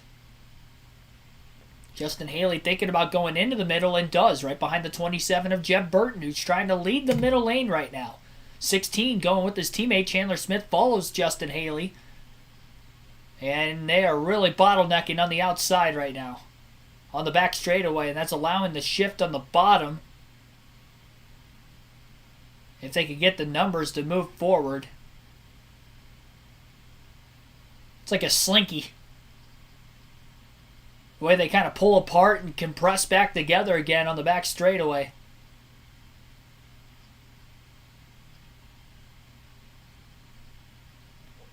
And a move by Alfredo down to the bottom.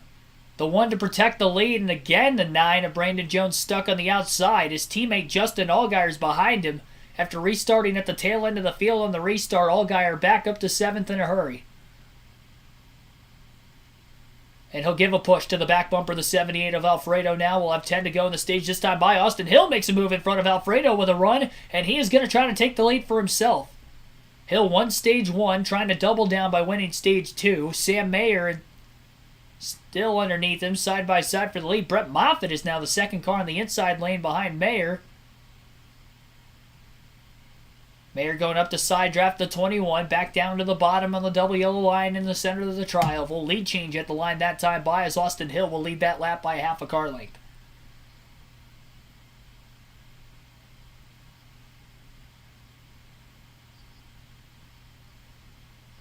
Austin Hill controlling both lanes in the middle of turns 1 and 2, kind of riding in the middle, the center of the corner, before moving back to the wall on the outside on the back straightaway. Another push to the back of Anthony Alfredo from Brandon Jones. Sam Mayer starting to fall back on the inside. Gets a push. Got a bit loose in turns 1 and 2 as well. Moffitt trying to shove that 1 car back up there. Top 3 are clear. Interested if the 9 maybe tries to move down in front of Mayer, considering that they are teammates. Not quite. Side-by-side commercial break here for Fox. 9 laps to go in stage 2. 52 of 120 completed so far. Jones didn't move to the bottom, but his other teammate, Justin Allgaier, will, and now the 1 and the 7 are linked up on the inside. If there's a way to get Brandon Jones down there, I'm sure they will try. Surprised Jones didn't try to go with the 7. Allgaier taking initiatives for himself right now. Only about 6 cars on the bottom, everybody else up on the top. But these 6 cars have worked themselves to the inside of the race leader, Austin Hill, who goes down to try to side draft the 7. Likely moved back to the outside to check the outside lane again in the tri-oval, and was able to do so in front of the 78 of Alfredo. There's been a lot more side drafting in this race than what I saw out of the truck and the ARCA races already today. A little bit more experienced field, though, in the Xfinity Series compared to most years. Sure, you have a lot of new drivers with new teams, but a lot of the similar cast from last season are back again this year. Outside of really Noah Gragson and Ty Gibbs are gone. Austin Hill's back for another year. Allgaier's been in the Xfinity Series for a little bit now. Even Mayer's in his 2nd season. Brandon Jones has been in the Xfinity Series for a while. So there is quite a bit of experience. Riley Herbst is in his 4th full-time season in the Xfinity Series this year, and they're all towards the front of the field. Tough to tell who led that last lap at the line between Allgaier and Hill.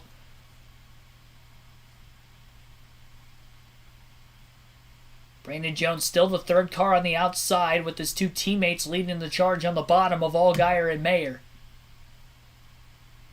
Haven't seen Josh Berry up in contention. He's the only junior motorsports Chevrolet who really hasn't been in the top 10 at all today.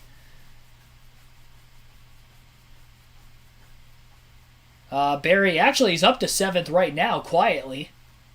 Kind of out of nowhere. And I didn't realize he's actually behind Brandon Jones. So never mind on that. This is the first we've seen Barry in the top 10 today. Bass Pro Shops Chevrolet. Similar paint scheme to what we saw out of Gregson in the 9 car the last few years. So it's kind of weird seeing Barry in those same colors.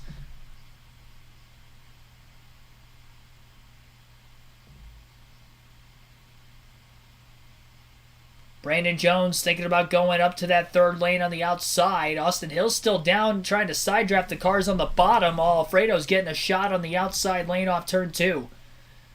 And now he'll carry that and push the 21 of Austin Hill on the back straightaway. Riley Herbst giving the 25 a push. The 25 pushes the back of the 1 into turn 3 they go. Lane change. Justin Haley moves down to the bottom while Jeb Burton goes to the outside. So now Jeb Burton is the 2nd car in the outside lane right now, behind Austin Hill.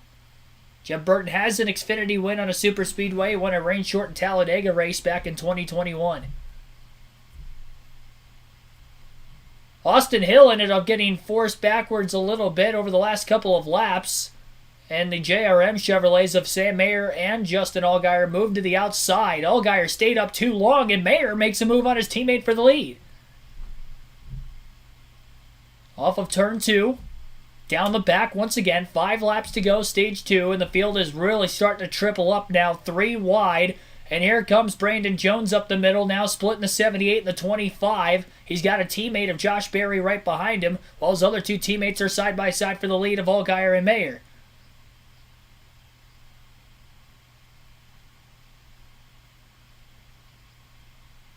Jeb Burton is the second car in line on the outside behind Allgaier, and again Austin Hill is on the bottom behind the one of Mayer.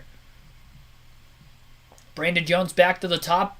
And back to the middle now with his teammate Josh Berry. Herbst's lane changes from the middle behind Berry back to the outside behind Anthony Alfredo. Back to the middle in the center of the corner.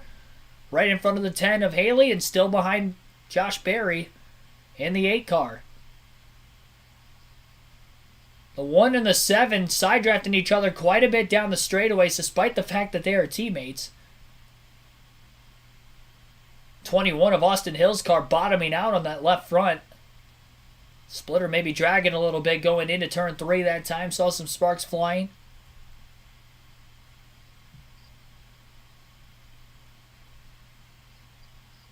Three to go now in stage 2. Mayer is all clear of his teammate Allgaier trying to control the lanes. He'll stay on the outside. Got 4 Junior Motorsports Chevrolets, all 4 of them on the top, trying to work together in a cohesive unit to get one of these guys the stage victory. And the most likely shot of that as of right now is looking like Mayer, as he is the lead car on the top.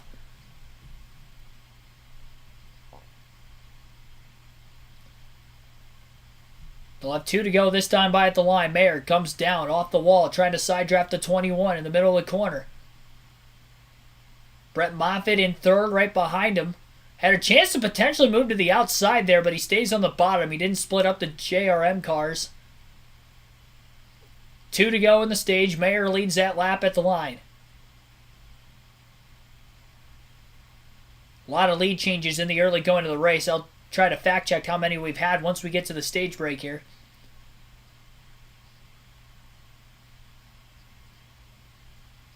And behind the JRM Chevrolets on the outside are the 2 Haas Fords of Riley Herbst and Cole Custer.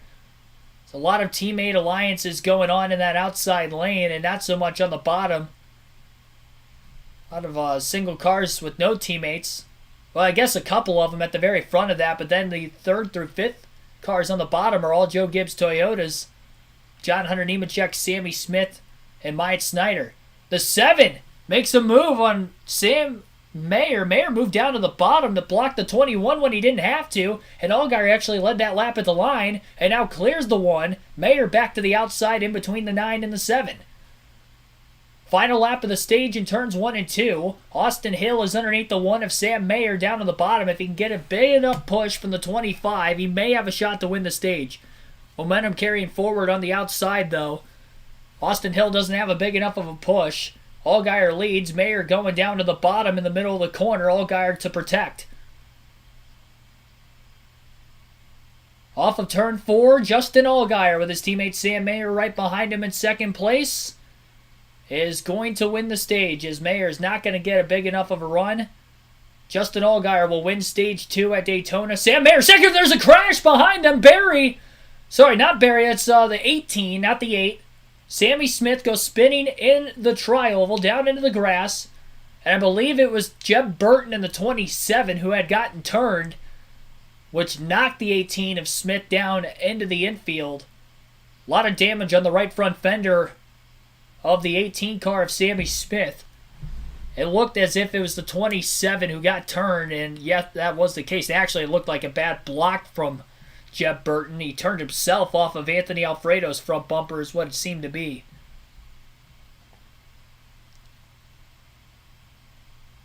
So a block in the middle of the tri-oval by Jeb Burton as they were coming to the stage end.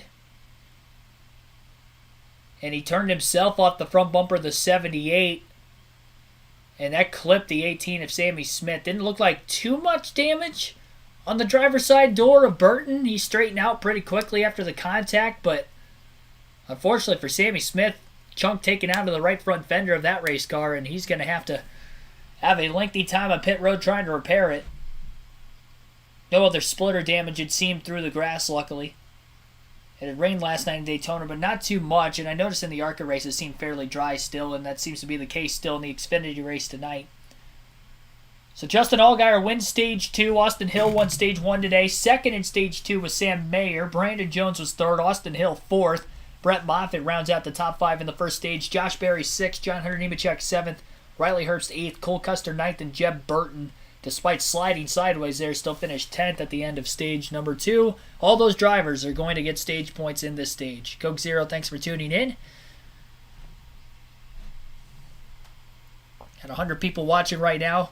Be sure to hit the like button, subscribe for more daily NASCAR content if you haven't done so already.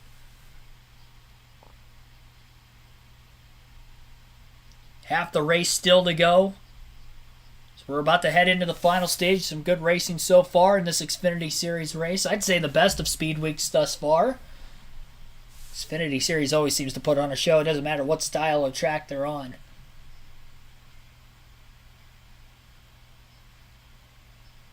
Despite the incidents we have seen, I mean, it has been they have been 3 wide quite a bit in this race when not wrecking, and able to sustain it for the most part.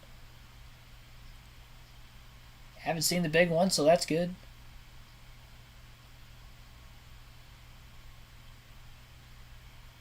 Yeah, see, like, I have different ads playing in my ears than what I'm seeing on TV again.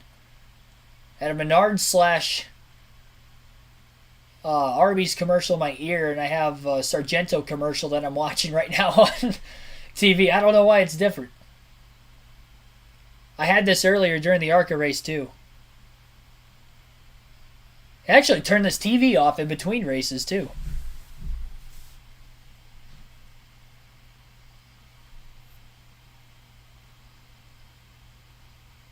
So 1, 2, 3, and 6 at the line for Junior Motorsports. Trying to take control of this race. Luckily, everybody missed Sammy Smith.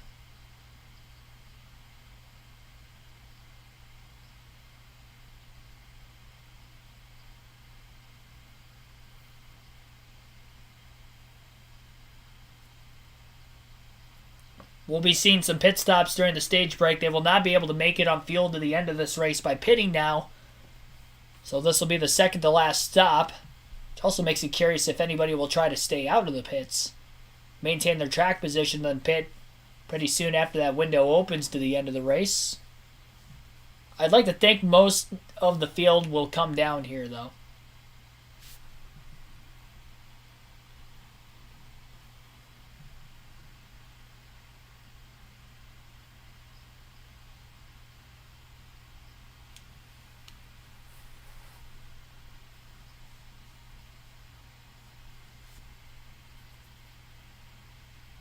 After Eduardo Bruno, thanks for tuning into the stream also.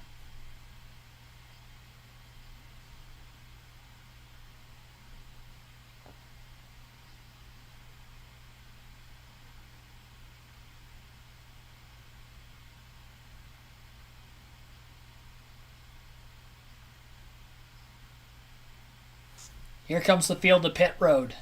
To get another rotation, that's a long ways. Yeah. And he did a good job there. Let's see what strategy plays out here. Pit stops into stage 2. Josh? Well, 7 of Justin Allgaier amazingly able to win that stage after being involved in that wreck. The only complaint for him, he's just a little bit free after a last adjustment, so they'll go back on that. In terms of the 9 of Brandon Jones, he's been happy with his car. Up to 4th in that stage, just about finding the right line to run through. And Josh Berry quiet about his race car on the radio. The only directives was to wait on fuel. That is their priority. And the one is Sam Mayer just continues to tell spotter Kevin Hamlin to help me out. I need to keep learning. Justin Allgaier going to win the race off of pit road. A pretty wide margin over Austin Hill and Josh Berry. 3 spots gained for Berry and Herbst. Mike Snyder gains 4 spots. Sam Mayer on a 2-tire stop loses 7 spots. And here is the Fox booth queuing up Justin Allgaier. Had a little bit of damage, doesn't look like too much, and you were able to work your way back up to win the second stage. So looks like you got a really fast car. Tell us a little bit about what you've been seeing in there tonight and how you think your chances are. I mean, obviously, you're super proud of everybody at Junior Motorsports. To have the brand 70th platinum car, I was disappointed when I scratched it up there, and it could have been a lot worse. But Jim Bowman and the guys down in the pits did a good job of getting me squared away and got all the damage fixed. And to be honest with you, this car has just been absolutely phenomenal. The engine department, obviously everybody at Chevrolet, we got fast Camaro, so we're going to keep riding this wave. I mean, obviously, getting the damage was because we were kind of trying to come back to the field and put myself in a little bit of a bad spot, but time to take some deep breaths. The stages are over, and we just got to get to the end of the race, and it's unfolding a lot different than I feel like a lot of these Xfinity Series races have. The SKU package that we have now, it's made the cars maybe a little easier to drive, but it's given the drivers a lot of confidence to make maneuvers we wouldn't have normally made. So it's definitely been interesting. So hopefully everybody at home is having a good time watching, and we got a good crowd of people here that are tuning in. It's pretty cool. Well, we've definitely enjoyed watching it from up here. So best of luck to you, and we're looking for a show at the end. Thanks, buddy. Have a good time. I will say, as long as Austin Hill stays out of trouble in this one, I think he is going to be the guy to beat going into this final stage of Daytona. We'll take our second of 3 breaks on the day, and then we will get on with the start of Stage 3 for the Beef It's What's for Dinner 300 Live here on KRC.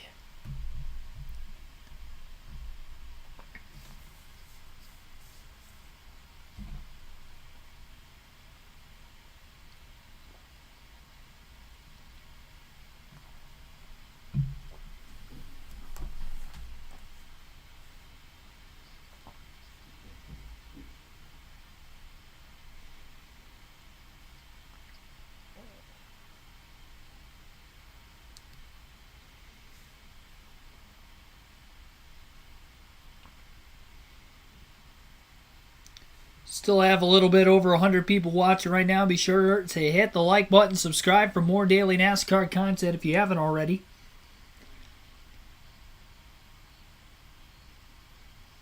Just since our Speed Week coverage began on Wednesday nights during a live commentary stream of qualifying for the Daytona 500, I'd like to appreciate all the new subscribers to the channel, as well as the old, of course.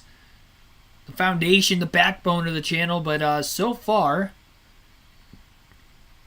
as I'm refreshing how many subs I have on my YouTube Studio app, we have currently gained 115 subscribers just since Wednesday night on the channel, and I'm sure we'll have many more during the Daytona 500 tomorrow and the rest of yet tonight's race. But appreciate the support as always. Be sure to hit the like button, subscribe for more daily NASCAR content. We'll be doing these live commentary streams all season long for the Truck, Xfinity, and Cup Series. For any race I don't go to in person, the race that I'm going to in person first this year will be COTA. I will only be there for the Cup race, so with only being there for the Cup race that weekend, I'll still be doing commentary for the Truck and the Xfinity race that Saturday that weekend. Just no Cup race that weekend. I'll be at the Cup race in Austin, so that'll be the first race I'm going to in person. That is 100% guaranteed. So leading up to that, though, all Truck, Xfinity, Cup Series leading up to that race I'll be doing. And then even the Truck and Xfinity races that week, I just won't be commentating the Cup Series. Sunshine Cool Water, thanks for tuning in. I see Joe Gase in the top 10. I don't think he's actually going to stay there. I think he just stayed out to pit after everybody else so he could cycle to the back of the field and get a little extra fuel in the car. A lot of the back markers tend to do that. But it'll be Justin Allgaier who will lead the field to the green. At the end of Stage 2, every live commentary stream this year, we will be showing off, or I will be showing off, a diecast from the collection I have behind me. Showed off the Jay Sutter diecast last night. So today, we've got another number 3, because it is Daytona after all, and it is a Busch Series paint scheme, of course now known as the Xfinity Series. But from 2002, we've got the Dale Earnhardt Jr. Oreo paint scheme. Of course, the Oreo Ritz paint schemes, I mean, they were my favorite from childhood memories, whether it was Tony Stewart in the late 2000s, or obviously here with Dale Jr. Martin Truex Jr. had a couple of these looking cars, but you got the milk splattered all the way around the trim of the race car. That's always great. But yeah, Oreo Ritz paint schemes. I haven't had an Oreo in a very long time. It's making me craving Oreos just a little bit here, but hey, Ritz is the best cracker out there. I'm not gonna lie. If I'm having like any sort of like cheese or summer sausage, peanut butter, you can guarantee I'm putting it on a Ritz cracker. Club is pretty good too, but Ritz takes the cake every time. So that is the diecast. Hopefully you guys saw a good glimpse of that in the camera. Green flag is back underway. The Junior Motorsports Chevrolets on the outside lane leading the charge. Got 3 of the 4 up on the top right now. And Sam Mayer, after losing 7 spots on pit road, ended up being the 5th car in line on the bottom. Scattered start towards the back of the pack. They got 3 wide, and they're starting to split apart a little bit back there. Not as many numbers on the outside right now. Both the Junior Motorsport Chevrolets moved to the bottom in the middle of the corner. Now back to the outside of the back straightaway to get back to Allgaier. It leaves a gap on the bottom between the 98 and the 20. Cole Custer going up the middle. 3 wide between the 9 and the 20. The 25 is going to follow him, and I think Brandon Jones is going straight backwards in that 3rd lane. Nobody's going with him right now. What a move by Custer. Now he's the 3rd car in the outside. And a good wherewithal by Brett Moffitt to follow him, and stays right in line behind him. Moffitt, former Truck Series champ. Bounced around in rides in the Xfinity Series in recent years. Our Motorsports not running the Xfinity Series, at least at the start of this season, so Moffitt had to look for another ride.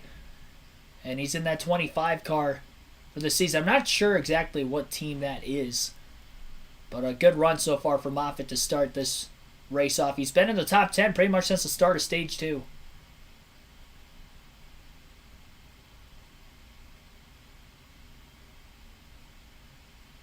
Allgaier led the first green flag lap of the stage. We'll see if he'll lead the second green flag lap of the stage as the field exits turn 4. Austin Hill leading the charge down on the bottom underneath him. But it will easily be Allgaier leading this lap at the line. Pretty close at second that time, though, between the 8 and the 21. We'll have our Crank It Up for the first time in the Xfinity Series. You guys will get to listen in.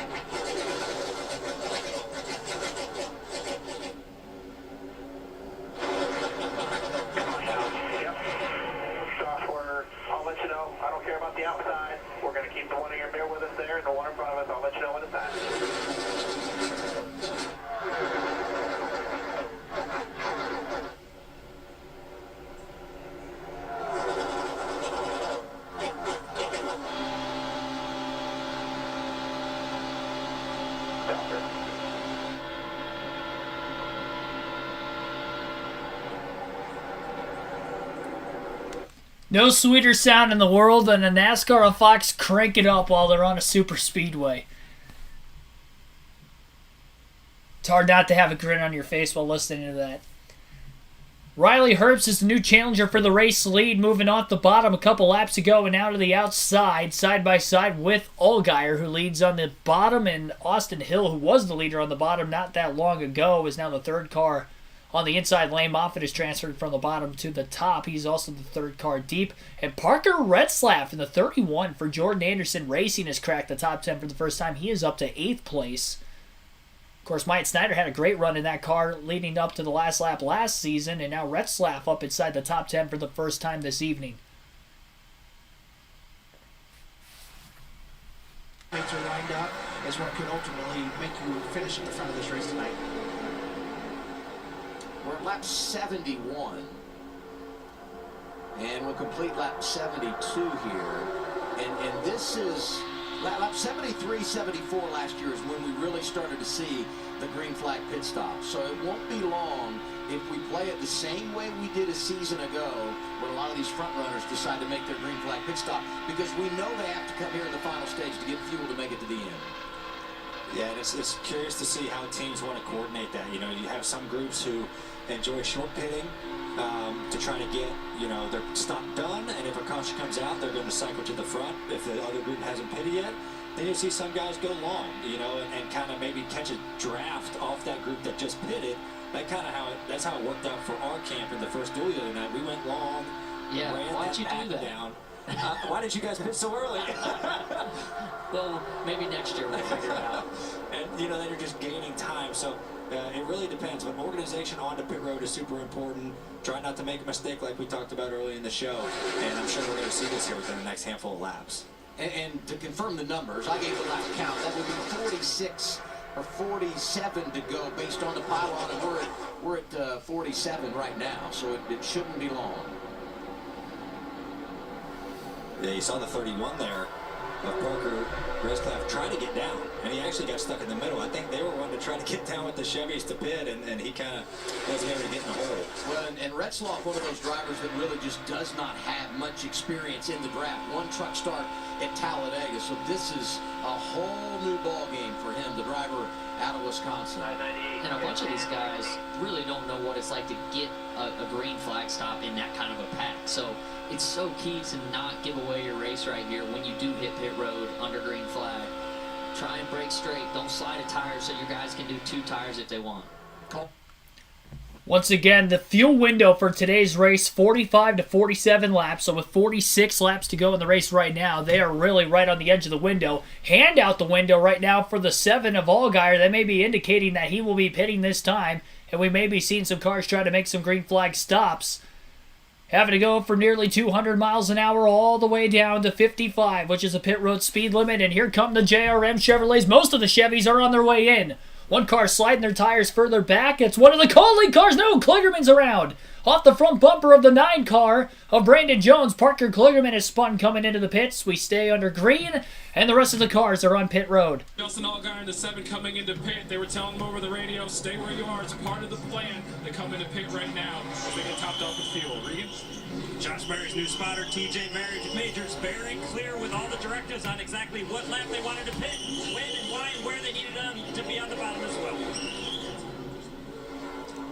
So this group is... 10 car pretty slow coming out of the pit box as well, waiting for Kligerman to get in, who was a little late. Definitely going to have to change tires on the 48 car after the spin. Chevrolets are pretty far apart. So remember, the Chevy short pitted in the dual race the other night on Thursday, and now they are short pitting here, and here come the Fords and Toyotas into the pits. To each other. A bunch of Fords and Toyotas in this group. And another driver to keep an eye on is Kligerman. Because of the spin, he really didn't have any drafting help when he exited, Josh. Yeah, John Hunter Nemechek has been looking for help all night long. That's been his biggest complaint. He just can't get some help. Regan? Riley Herbst's race car very good, just struggling to get through the pack. They did this on purpose. They didn't want to pit with that first bunch in case there was a wreck. Well, it wasn't perfectly executed, but we were able to avoid bringing out the caution on this cycle of green flag pit stops. And keep an eye here on those that pitted the first time around and those that pitted. Got a few more coming into the pits right now. David Starr, Greg Galding, Jeffrey Earnhardt are in. One car coming in really hot, the 34. That's Jesse Iwuji.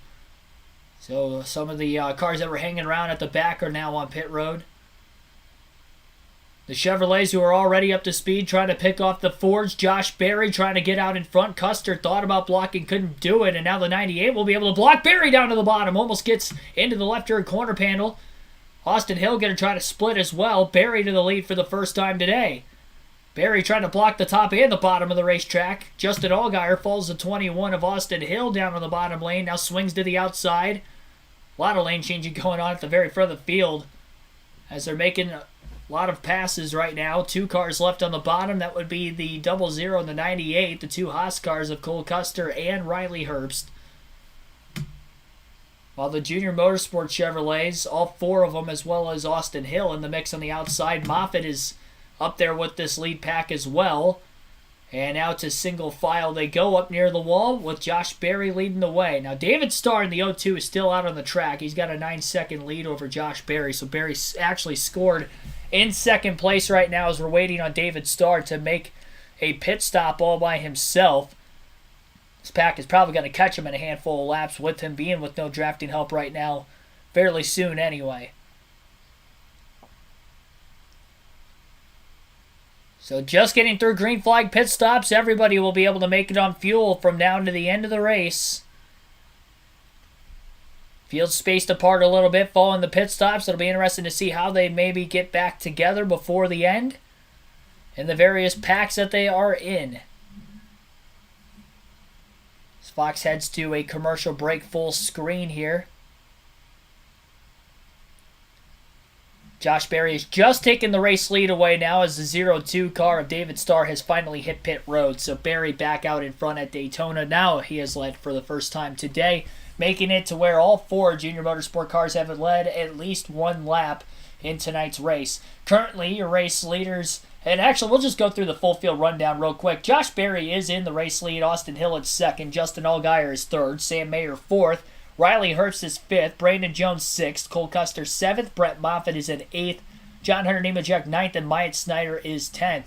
Justin Haley in 11th, Jade Buford in 12th, Brennan Poole in 13th, 14th is Chandler Smith, 15th is Jeff Burton, Anthony Alfredo in 16th, Ryan Segan 17th, 18th is Kaz Gralla, 19th is Jeremy Clements, Parker Chase is 20th, Parker Retzlaff is in 21st. 22nd is Greg Gaulding. Jeffrey Earnhardt is in 23rd. Stephen Parsons 24th. Josh Williams 25th. Joe Graff Jr. 26th. Joey Gase 27th. CJ McLaughlin 28th. Jesse Woogie 29th. And Parker Kligerman is 30th. David Starr at 31st. Kyle Sieg is 32nd. He is the last car on the lead lap. Sammy Smith is 1 lap down in 33rd. Involved in that accident right at the end of stage 1. And then everybody from 34th on back will be out of the race. Sheldon Creed will finish 34th. Ryan Ellis 35th. Daniel Hemrick 36th. Blaine Perkins in 37th. And Bailey Curry blew an engine on lap 8, bringing out the first caution. He'll be scored finishing at 38th. 11 different leaders so far in the race today. Justin Allgaier has led the most with 35 laps led. The next most is Sam Mayer leading 14 laps. Austin Hill has led 11. And your stage winners, Allgaier won stage number 2. And Austin Hill, after starting last, won stage 1. He's supposed to start on the pole after qualifying there earlier today, but had to make a radio change. Changing the radios, he couldn't hear a spotter. Did that in the laps leading up to the start of the race. So therefore, he had to lose his starting position and start at the tail end of the field. We've had 5 cautions so far in this one. 2 stage ends, obviously, and then 2 accidents, and then that engine detonation with potential fluid on the track from Bailey Curry in the first caution. Mentioned the 11 different leaders so far. Going to count the lead changes.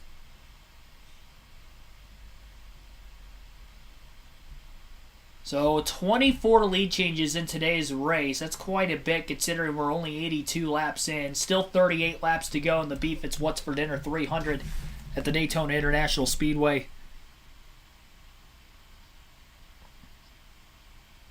Caden Oliver, thanks for tuning in. Derek Booth, welcome in.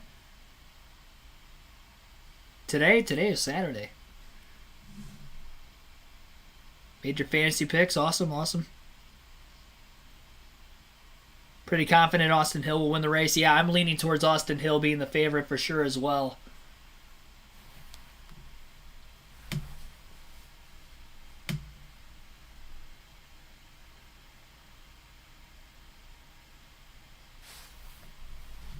The pit road, because you have nothing to judge off of. It is your job. You're worried about don't slide a tire because we're just taking gas only. But now I don't want to get in too easy because I'll get passed like that and I don't want to spin out. Just the second place guys are actually at an advantage, I think, at speedways, just because you have someone to gauge off of, and if someone checks up early, you can kind of just go a little bit deeper. And Josh did a great job of really utilizing that, and that's why he's in the lead. You see the times there on that pit sequence, the in and the out. And, you know, sometimes pit stops have a whole lot to do with the guys that go over the wall. But when you do something like this, I mean, there are many elements involved. And obviously, Josh Berry did his part Team there. effort, that's for sure. And I was so nervous leading the duel the other night, getting to pit road as a leader, because I didn't know where to brake at. Don't make a mistake. It's nerve-wracking. Berry out front with 36 remaining. The bottom style is going to be faster right here. We got to be able to roll up when that group gets here. You know what I mean? We can't give them the right size when that other group catches us. Whenever they get there, we might move our lane down a lane to the middle so our back of our group can pull their right side doors and keep us slow. What do you think about all that, Coleman? Yeah, that's exactly what's going to happen. This second group's caught him. I look for Cole Custer to move down in front of the Toyotas. He's going to draw his teammate Riley Herbst, and then it's going to be interesting to see what these Junior Motorsports teammates do. But that second group's caught him 3/10 a lap. Look for this Ford group to start moving down in front of him and maybe try to position himself in front of this Chevrolet group. It's an interesting point because the lack of numbers for the Fords and Toyotas even out a little bit more with the Chevys at the front of the field. And there really isn't that many Chevys at the very front right now. I was about to mention something about that second pack closing in on the lead pack. Lead pack had about 9 cars in it, and then the second group that caught them has about 7. So you're looking at about 16 cars. Make that 15. There are 15 cars exactly. Looking at our intervals, Jeb Burton 1.3 seconds off the lead, and then the big gap back to the 16th place car, who's 8.3 seconds off the lead of Ryan Sieg, followed by Jeremy Clements. Not too many cars moving down to the bottom lane still. A couple of Joe Gibbs Toyotas are still there, of the 20 of John Hunter Nemechek, and then the 19 as well of Myatt Snyder. Another car pulling down to the bottom in front of him. That would be the 25 of Brett Moffitt. Custer looked to pull down, but it was a little late. And Moffitt not able to clear the 00. This is separating a pack now with the top 5 cars that are pulling away. Custer able to stay on the outside and draft right back up to the back bumper of the 9 instead. And to the back of the line, or very well close to it, goes Moffitt as he throws a block on the 20 of John Hunter, and Hunter has to let him in.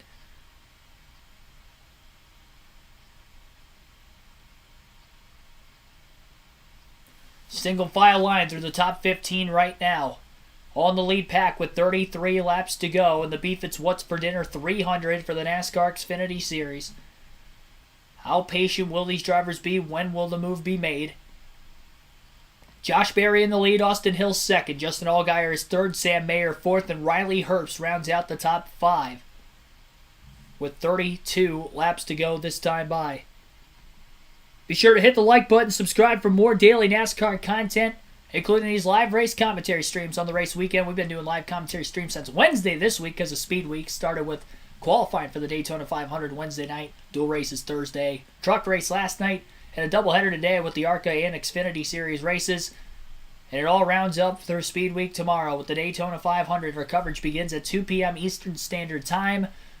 Right here on the channel live on KRC. 32 laps to go now and counting down towards the finish of this race. Back 3 cars starting to lose the lead pack now ever since the 25 car Moffitt pulled out of line. And now we have a caution as there's a major impact on the front stretch. CJ McLaughlin in the 35 has the front end of his car completely sheared off. The 18 is back on pit road of Sammy Smith again, but caution flag is out for the 6th time today. Major impact for CJ McLaughlin. But the front of his car is completely torn up.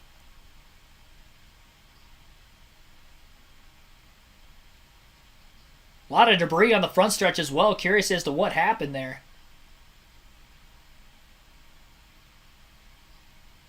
This is going to bunch the field back up. That 16-car group that pulled away is now going to have a lot more cars with them as we still have 28 on the lead lap. Showed the end of what happened there, but be interested to see what exactly happened when Fox comes back from the commercial break. Everybody should be good on fuel to the end of the race. Brainer Martinez, Pete Creamer. Norman Timmons, thanks for tuning in. Doing a great job calling the race. Thank you. Thank you for tuning in.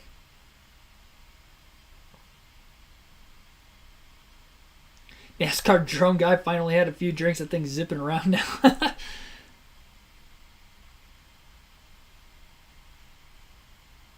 Yeah, it looked like a pretty massive impact, but haven't really shown the full replay of exactly what happened.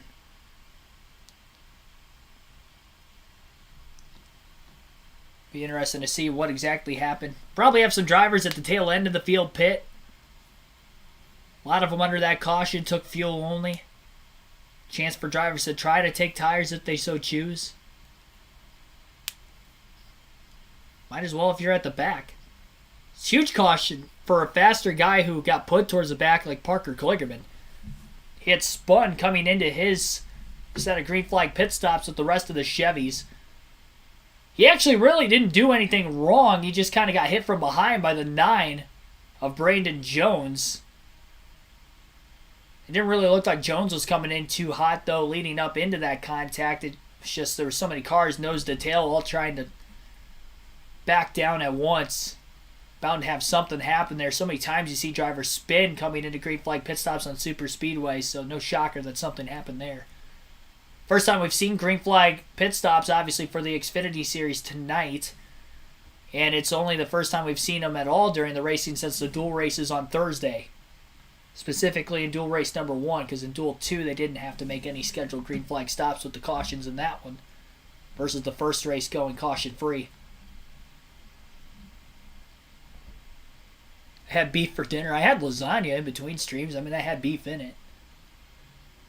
That was leftovers from like 2 nights ago. Got a meal prep on these weekends when I'm doing this commentary, especially with everything prime time for the most part. But tomorrow's more in the afternoon.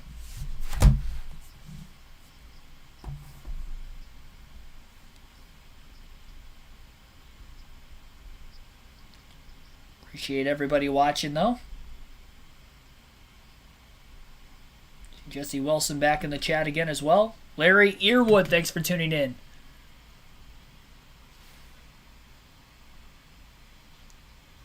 Show the race, keep the sound to it off. Listening to you watching someone else stream off their TV, but he's an a-hole. Yeah, I can't actually show footage of the race. I'll get copyrighted for that. This stream will get taken down immediately. And I won't make a penny off of it either, so. Can't do that. Not to mention I'll get a copyright strike towards my channel, too. Appreciate you liking the commentary, though.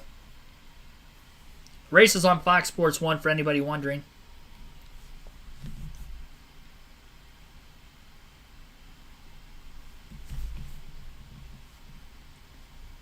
Be interesting to see if they get the one-to-go signal this time by. I think pit road is open. And it doesn't look like anybody in the top half of the field will pit, but I imagine those towards the tail end of the lead lap will. Anthony Alfredo coming in. From about 12th or 13th place, Alfredo is in. Parker Retzlaff is in. Stephen Parsons, Josh Williams, Parker Kligerman. That's the one I thought might come because he had lost all that track position, right? Makes sense. So now our race recap. And we really have had a whole lot going on. Austin Hill wins the pole earlier today, second of his career. And even before we go green, had to change the radio. He starts in the back of the Doesn't even get to take advantage of that fast car, but he gets there fast, I'll tell you that, in stage 1. The caution here, Blaine Perkins gets turned down into Daniel Hemmert. Both drivers done for the day. Unfortunate end for Hemmert. Knew he was going to be a factor, and then we talked about the big block. Oh, by Austin Hill to get right in front of Allgaier and got him to win in stage 1. Austin Hill wins the opening stage, second career stage win for him. Early part of stage 2, we get our 4th caution. Kligerman, Sheldon Creed, Allgaier goes around. A little damage for Haley. It didn't really affect Allgaier, though, because he comes back and wins the second stage. 41st career stage win. Sammy Smith went spinning as we cross the start-finish line.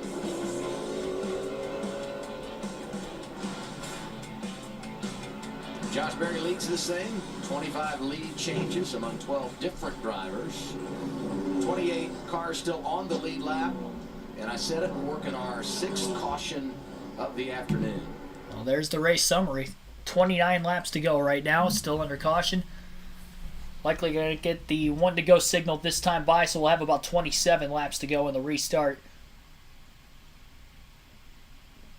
Coming down to the wire in this NASCAR Xfinity Series race at Daytona. Under the lights.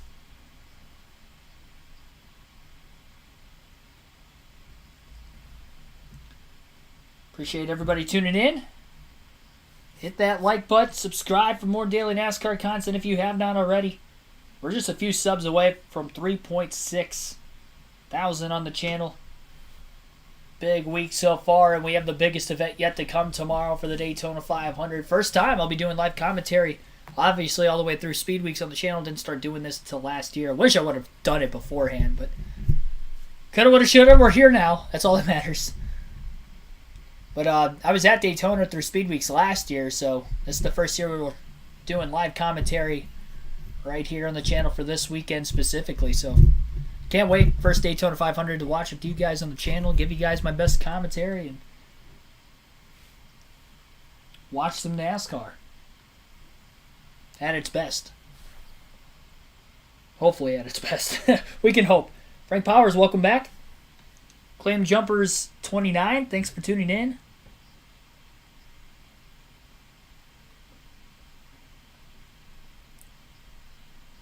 Says everything's stupid. Yeah, I've never heard of that guy. This is a pretty positive place to be. I just kind of call it what it is. Try to break down everything as best as I possibly can, obviously, for you guys. Because some of you may not be able to see the action, whether you can or can't. That's when I give my judgment, on what I think took place. As fair as I possibly can with critiquing everything as we go. You start to throw bias into that, and then it's not accurate, and some people are going to have different opinions than you if you start to, throw any sort of biased information into it.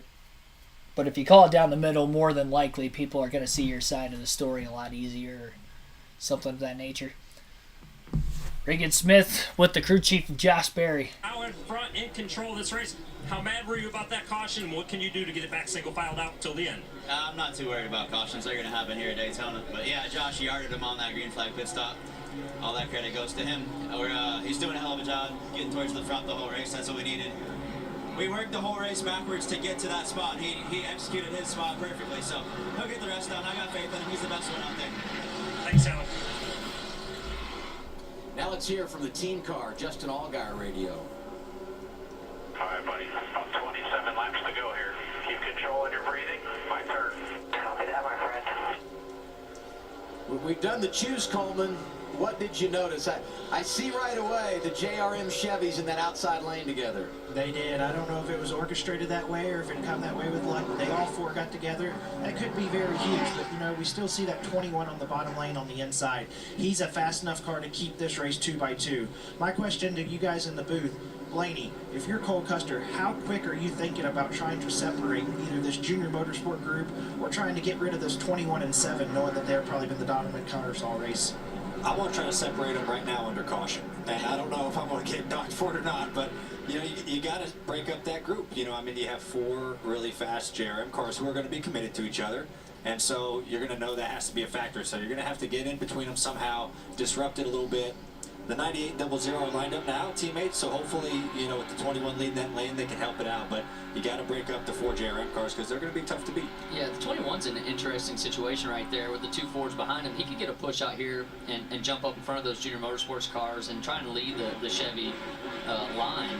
Another guy, sometimes it's not bad being the guy that didn't have to worry about anybody, right? Like John Hunter Nemechek. He can kind of use whoever he wants in this situation. So later in the race, he's not really loyal to anyone. That's worrisome to me, that the 21 gets clear, you jump up in front of all 4 JRM cars, you get in the line, and now they could leave you at any point. Yeah. You have 0 guy, whenever they want to turn left, all the teammates are going to go with them. So Austin is in a really tough spot. Sherry and Magic Marlin, thanks for tuning in also. Through the Geico restart zone, Josh Berry, the control car, green flag back in the air, all four Chevrolets for Junior Motorsports on the outside. Austin Hill, lone Chevy on the bottom. He's got two Fords of Stuart Haas Racing behind him of Riley Herbst and Cole Custer. Justin Haley, Chandler Smith, the colleague cars that are left in this race still in the mix. Hemrick taken out in a wreck earlier is the lone colleague car not in contention up at the front of the field right now. He'll be scored with a 37th place finish. 26 laps to go on this restart. Josh Berry is sticking with the outside with his teammates. Did not want to pull down even though he was clear of Austin Hill going into 3. Hill waiting on the 98 car to try to pull closer to him to get that run on the inside and propel himself forward. The quicker the 21 can move up and clear the 8 and control this pack, the better for himself, because that's going to be the best way to split the JRM cars up on the outside, because I don't think they're going to be moving off the top at least until we get down to the closing couple laps of this race. I think they're going to stay nose to tail with each other every step of the way. And Hill is able to pull clear off the exit of turn 2 and moves up right in front. So just as I called it, Austin Hill did just that. It'll be interesting if Barry's going to be trying to take the lead back as soon as he possibly can or not.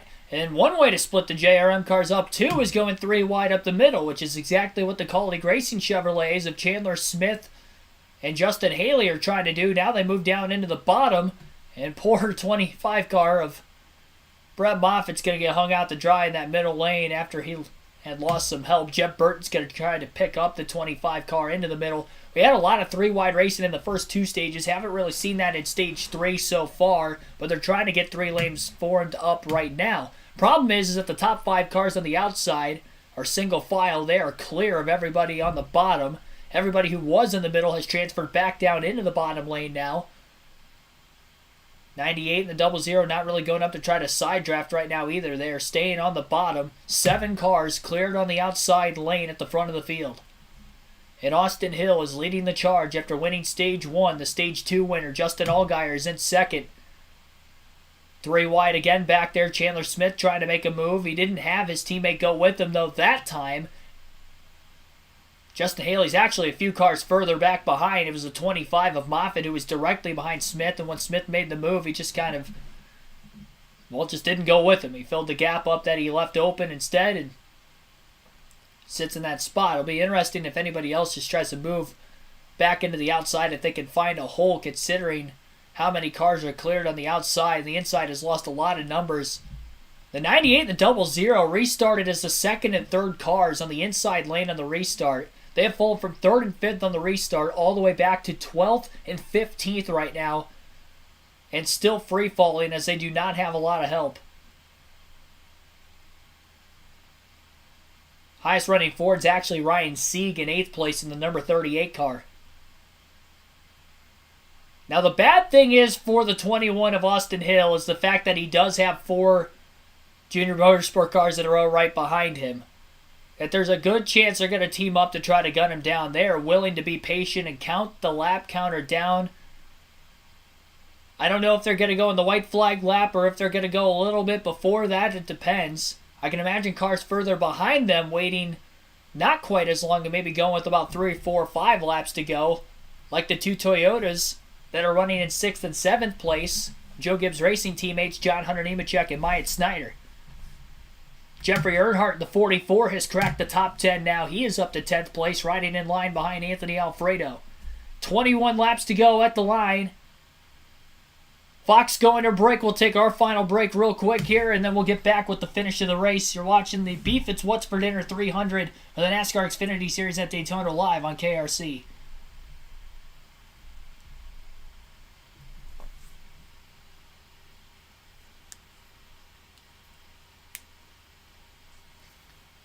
Need a TV contract? I wish. I wish. Appreciate that comment, though.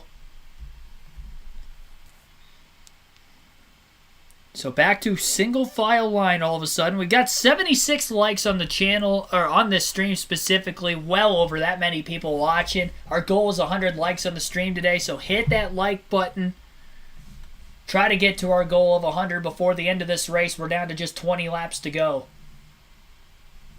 100 down, 20 to go, 250 miles complete, 50 left. We've got a conga line on the outside of the racetrack right now, single file.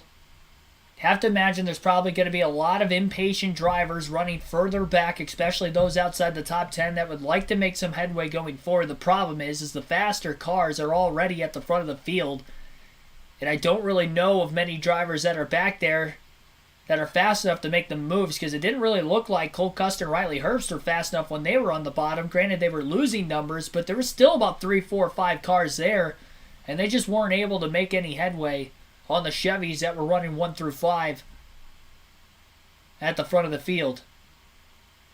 Parker Kligerman's got a pretty fast car. He qualified second for a reason, so maybe him in 11th place could be somebody that can make the dive bomb move. Riley Herbst going back to the bottom. He definitely doesn't want to just sit there and wait, but nobody goes with him. His teammate Cole Custer is probably 7 or 8 positions behind him. So he wasn't there close enough to try to go with his teammate, and Herbst is going to go to the back of this long line, and he is now going to free fall from about 13th place, well outside the top 15. Custer's on the inside further back, but he's already outside the top 20 and 22nd.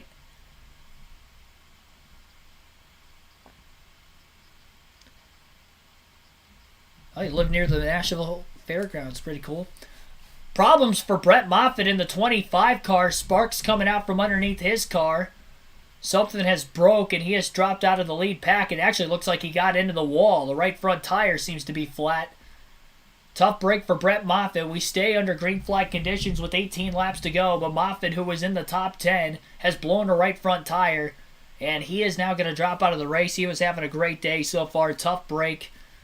He's going to lose at least a lap here, trying to pull the fender out on that right front. Yeah, these guys can't wait around too long outside the top 10. I think they get down to 10 to go. They have to get going. Parker Retzlaff nearly got turned in the middle of turns 3 and 4. Couldn't tell who that was that got into him. Looked like it might have been Jeb Burton in the 27. I feel like Jeb Burton's been an absolute wrecking ball in this race today.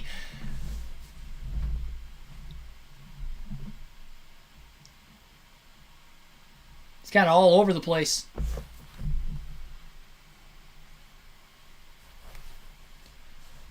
Down to 17 laps to go and counting. Riley Herbst again going to the bottom. So hoping somebody goes with him, but nobody is doing so.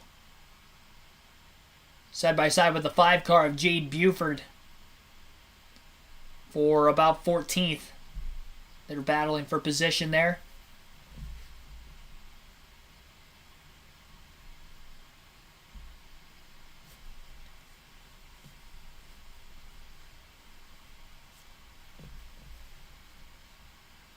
You have to imagine whatever happens here that Mike Snyder and John Hunter Nemechek are going to work together, but I'd have to imagine that the move at the front of the field is going to have to start with those Junior Motorsports Chevrolets. They have the numbers game with all 4 cars running single file, 2nd through 5th, and Austin Hill may be a sitting duck at the front of the field. Being up against the wall is probably not as good of a spot to be versus the double yellow line in this kind of a situation too, because when you're on the outside lane, if you block to the bottom, the train is still on the outside, so if they choose to make a second move back to the top, it's going to be tough to block, versus if it was a single file lane on the bottom on the double yellow line, you already know you can't go below the double yellow line to make a pass. Their only move is to go to the top. It's a lot easier to block going up the track in the middle of a corner versus trying to cut down to the bottom of the track when the momentum's coming from behind you. So this is going to be a tough decision here for Austin Hill, and I think the best thing he could potentially do is try to shift these cars from the top lane to the bottom lane whenever he possibly can. I think will be the best thing for him. And you know that they're probably going to be somewhat contesting that top spot when trying to make that lane change down to the bottom, but you'd have to imagine this early in the run would probably be the best time to do it. knowing that they're not going to make the move for the race lead this early.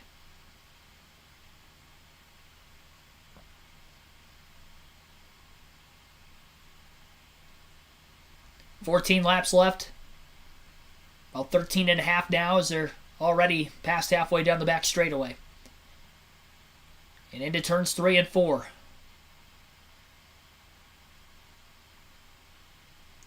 Just a waiting game right now for who is going to make the first move and actually get help. Herbst has tried to make some moves right around 14th, 15th the last handful of laps, but can't get anybody there.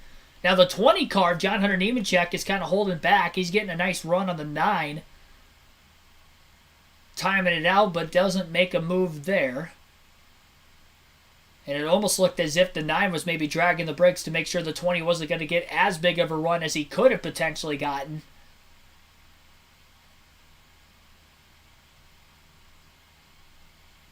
Of all 4 of the junior motorsport cars that are in a row, I think the worst spot to be is where Brandon Jones is, the last of those 4, because if somebody tries to make a move from behind and he tries to protect,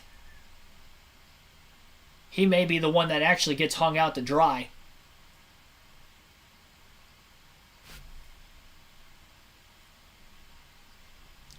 At the start-finish line now, 12 laps to go at Daytona. Brian Burt, thanks for tuning in also.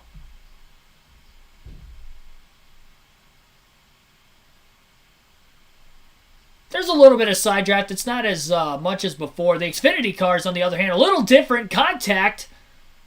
Parker Kligerman tried to make a move, and I think the 44's got a right front tire down as he got forced into the wall. Kligerman tried to make his way back to the outside. Jeffrey Earnhardt got squeezed into the wall by the 48 of Parker Kligerman. Kligerman pulled out of line. Nobody went with him, and when he tried to get back in line on the outside, Jeffrey Earnhardt was already there.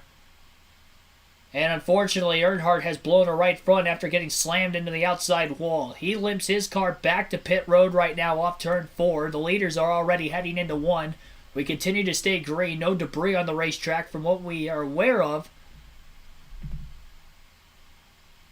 That has kind of spaced apart the pack just a little bit behind Riley Herbst.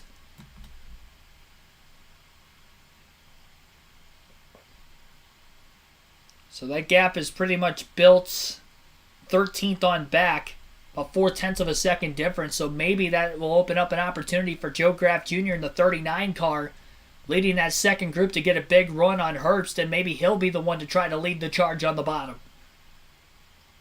10 laps to go at the line this time by around this 2.5 mile beast of a super speedway, the Daytona International Speedway.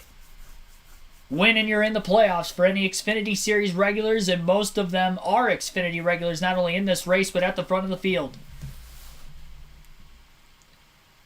In the best cars all day, Austin Hill, Justin Allgaier, 1st and 3rd right now. They were both the stage winners. Jeffrey Earnhardt has just made his way off of pit road. He's down on the bottom of the track trying to get up to speed while the leaders race around him on the outside. That second group caught the lead group, but they didn't make any moves. One car pulls out of line. I believe it's Parker Kligerman. A second time trying to go. Doesn't get any help. This time he isn't going to be able to get to the outside. And maybe get a pull up in front of the 98, and does. Almost mistimed it and turned Parker Retzlaff. Parker almost turned Parker. 9 laps to go. Anytime somebody pulls out a line, nobody is going with them. Jeff Curry, thanks for tuning in. I hope Austin Hill doesn't crash trying to block. He threw a late block in stage 1, and Allgaier cut him some slack there, and that could have wrecked the field at that time. And you'd have to imagine he's going to make a block one way or another whenever the junior motorsport cars make the move. The best thing for Austin Hill is if they start to shake it up further back in the pack, and that could split the JRM cars up before we get down to the final lap or two when they may make a move on Austin Hill. But nothing is forming yet, and we're down to just 8 laps to go. If you're back outside the top 10, you have to get going in the next couple laps, or you're going to have 0 chance of winning this race. And that's what Kligerman has been trying to do by pulling out a line, but nobody goes with him. Forced his way back into the outside the first time. The second time he lost a couple spots before getting back in front of the 98 and behind the 31. And moved Retzlaff into the top 10. The Jordan Anderson Racing number 31 car.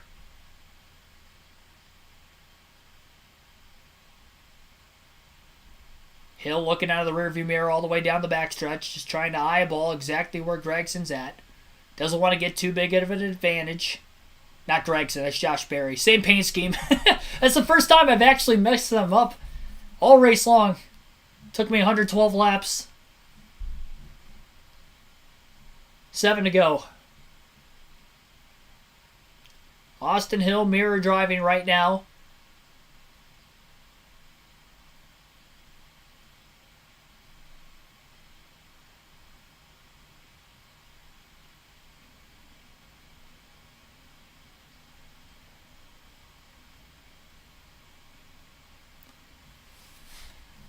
I'd be shocked if any one of the junior motorsport cars don't follow the other junior motorsport cars in front of them. I'd have to imagine that Allgaier is definitely going to go with Barry.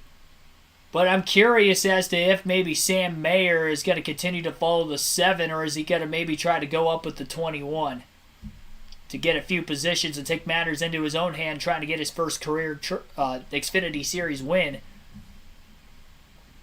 Down to 6 laps to go.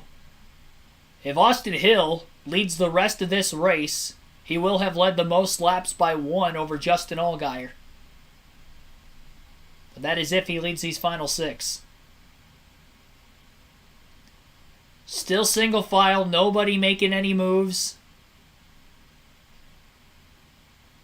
You gotta go now if you're outside the top 10, and nobody is going. Parker Kligerman getting a push from behind by the 98. Kligerman's holding back. He's in the 11th place position. He's trying to pull this second group back to the first, but he's definitely somebody that is holding back, trying to get a run. And now it looks like John Hunter Nemechek building up a slight gap between himself and Brandon Jones in the 6th and 7th places position. Down to 5 laps to go at the line.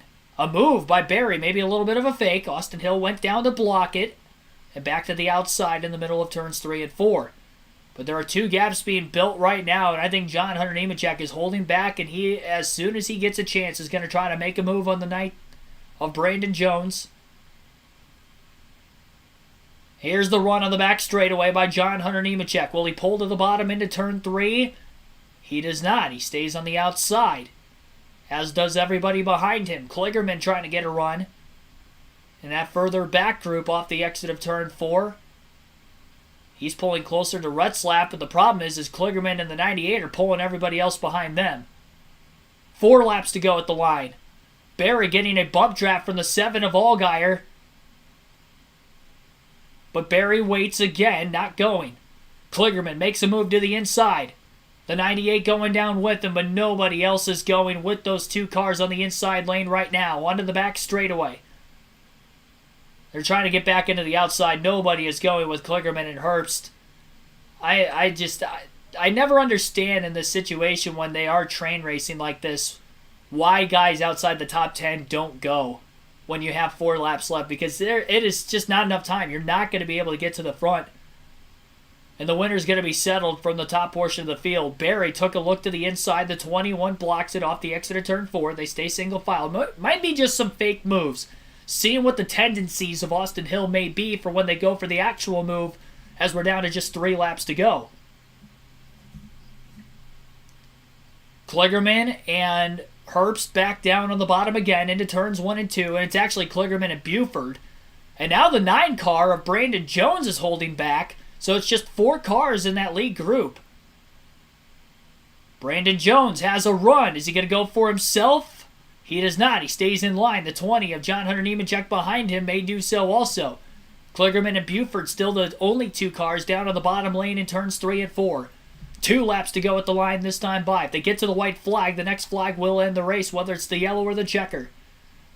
Things are ramping up, but who will make the first move in the top 10? Allgaier goes down low. He doesn't go with his teammate Josh Berry. Allgaier's trying to take the win for himself. The 9 goes to the bottom, and now they're racing.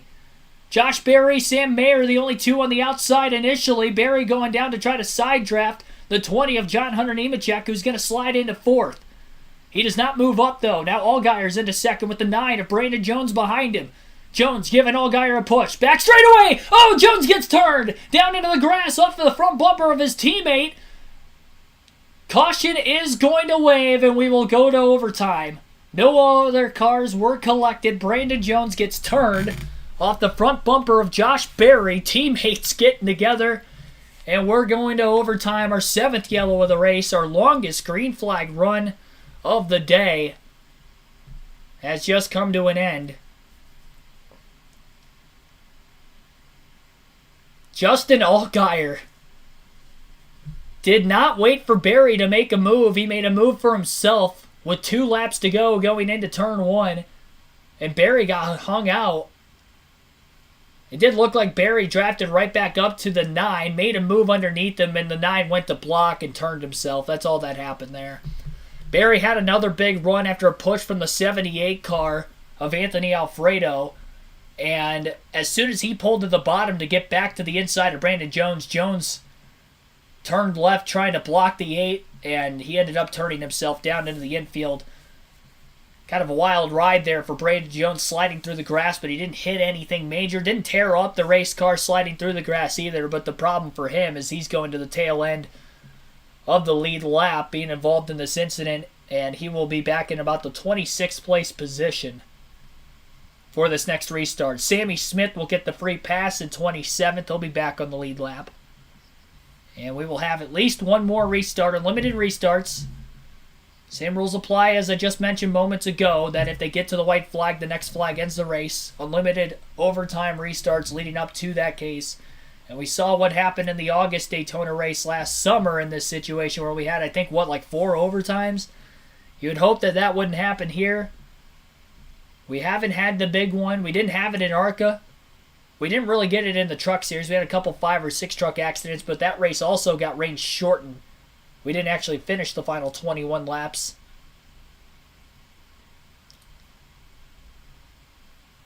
I'd be shocked if we go the whole weekend without a big one. Couple cars taken out in a wreck in the dual race. But only about 4 cars collected in that one in the second dual race accident. Kyle Busch got turned. This caution was probably the best thing. Well, maybe not the best thing for Austin Hill, because now we'll be side by side on the restart, hoping he gets a good push from behind. But the Junior Motorsport cars were not working cohesively as a unit there once they got down to 3 laps to go. Allgaier went into business for himself. The 9 went with him. But then the 1 stayed with the 8. And they just kind of stalled each other's runs out. That was not well executed, and then the 9 ends up turning himself off the front bumper of Berry, trying to block him with a lap and a half to go on the back straightaway. So now, we're down to just 3 JRM cars. They are still running 2nd through 4th. Parker Rutzlaff is up to the 7th place position now. Anthony Alfredo. What a race day for Alfredo. Qualified top 10 for the BJ McLeod Motorsports 78 team. And he has ran pretty inconsistently in the top 10 today, but he has been racing the whole time. He hasn't sat back. He found himself in this position for a reason. He hasn't made any mistakes. And right now, Anthony Alfredo in the 5th place position, heading to this next restart, which could be the last of the race.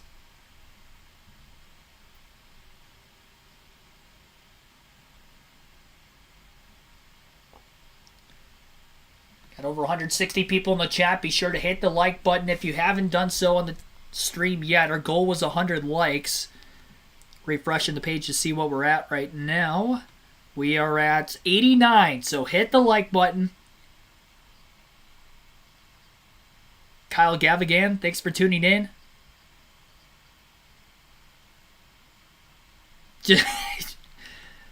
All right. Take that metaphorically. Oh, Josh Berry just ran out of gas under the caution flag. Might not have gotten the fuel tank full when they pitted.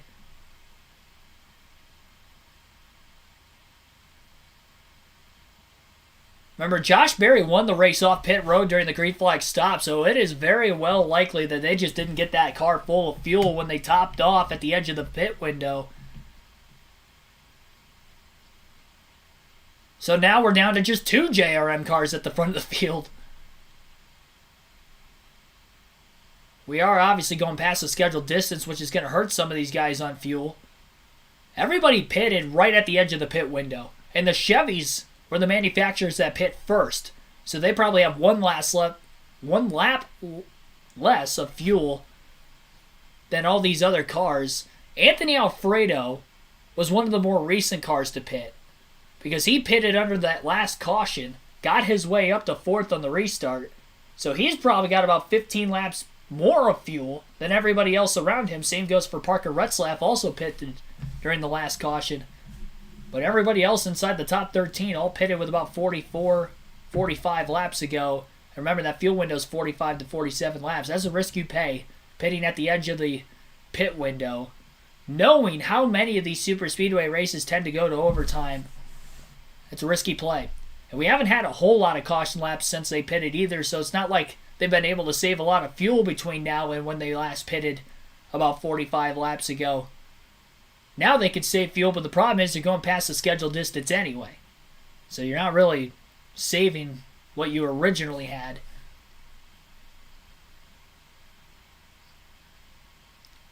One to go at the start-finish line, this time by into the choose cone. Austin Hill elects the outside lane for the restart. Both Junior Motorsport Chevrolets go to the bottom. And then the 78 of Anthony Alfredo and Parker Retzlaff in the 31 will be the second and third cars on the outside.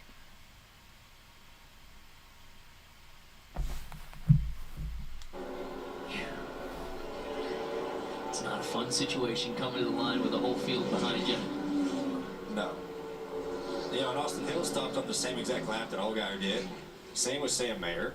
And he led that whole last run right there. So. Yeah. Sounds like a fuel mileage race here at Daytona in overtime. Justin Allgaier's down on the apron trying to save gas, not being in the banking in the middle of the corner. It's also the shortest way around. You gotta hope he's gonna have enough fuel to get the pickup in the tri-oval when they're trying to get through the shift, so it doesn't accordion the bottom lane and we can get a nice clean restart in. Same goes for Austin Hill on the outside, who was pitted the same lap as the JRM cars. Again, all the Chevys pretty much pitted the same lap, but the Chevrolet in 4th, Anthony Alfredo, pitted during the second to last caution we had. Again, if the leader takes the white flag, the next flag ends the race, whether it's the yellow or the checker. Allgaier, again, down on the apron of the racetrack at 3 and 4. Trying to clean his tires off while he's down there. He's got to be picking up a lot of gunk, I guess you would say, on the tires. So hopefully he doesn't spin them coming to the green flag as well. Really trying to clean those off as best as he can. Pace car is down onto pit road. Leaders head into the Geico restart zone. Austin Hill will be the control car. Again, on the outside. Alfredo behind him. Junior Motorsport Chevrolets of Allgaier and Mayer on the bottom lane. Green flag back in the air. Who will win at Daytona? First overtime restart. One car out of fuel down on the apron of the track. It looked like the 08. Greg Golding has ran out of gas coming to the green flag. He was outside the top 10. Not one of the contenders. At the very front of the field. A lot of bump drafting going on at the front right now between the top 2 cars on both lanes. Now the 1 and the 7 have separated. The 78 and the 21 a lot closer together, but nobody directly in line behind them. Bottlenecking now on the inside lane just a little bit. Justin Allgaier is almost clear of the 21, but Austin Hill able to side draft. Big push from the 1 to the back of the 7. Massive accordion there. 31 gets sideways. The 78 got loose also, and backwards goes the 78 in the third lane. That'll back up Parker Kligerman as well.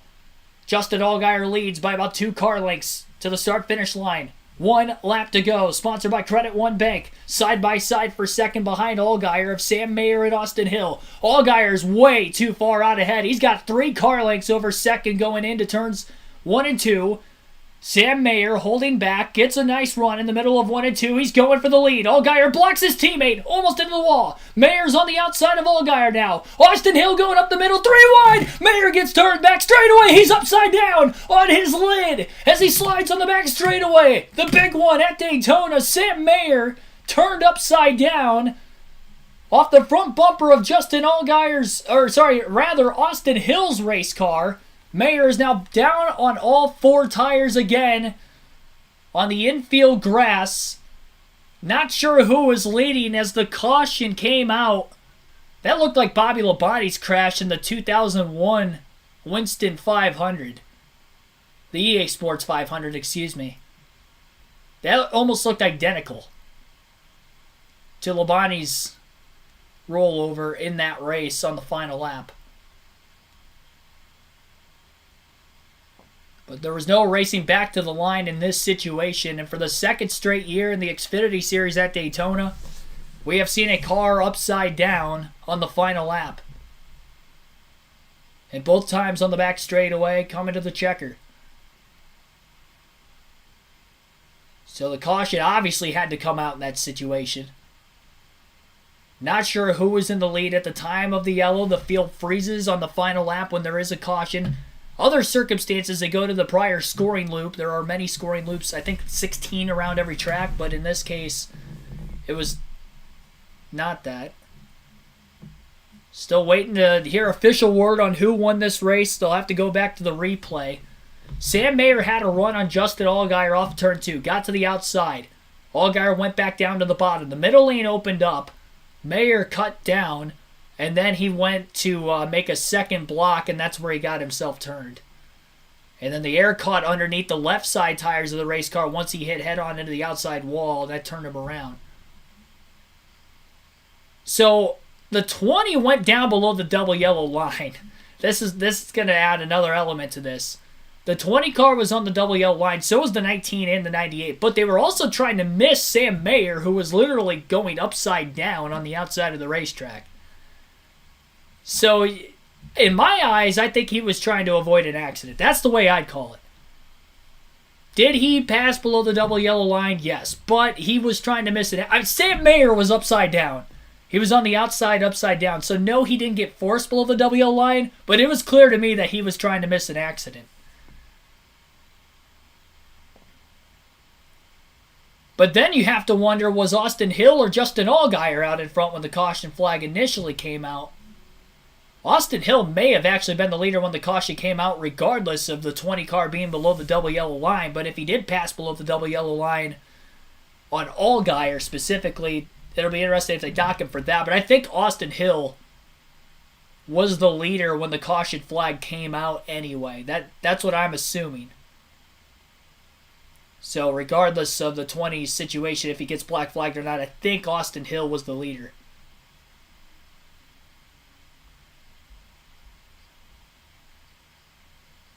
Sam Mayer has gotten out of his race car, by the way, under his own power. Upside down on the final lap.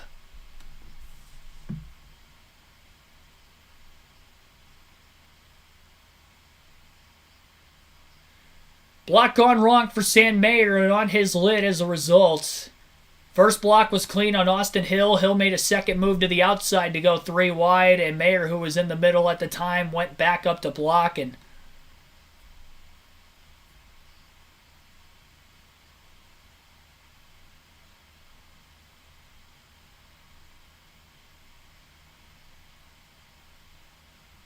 wild crash for Mayer.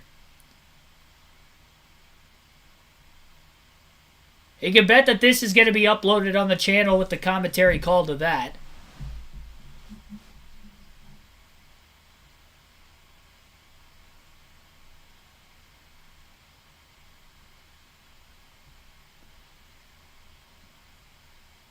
A lot of sparks showering from behind off of the one car while he was sliding on his lid across the pavement.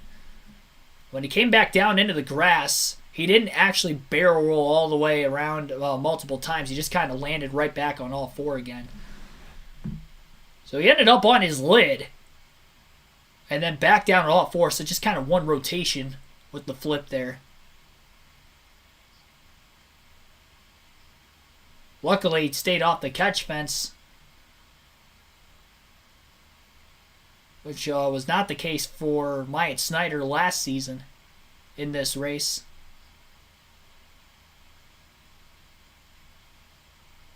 It's a good thing he didn't get hit while he was upside down. They were crashing behind him, trying to miss Mayer.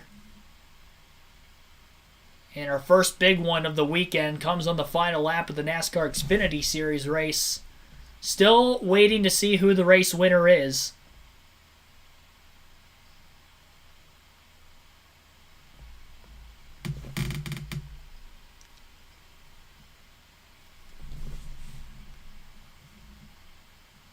So it's between 3 drivers, because there were 3 wide when the caution flag came out. John Hunter Nemechek, Justin Allgaier, and Austin Hill.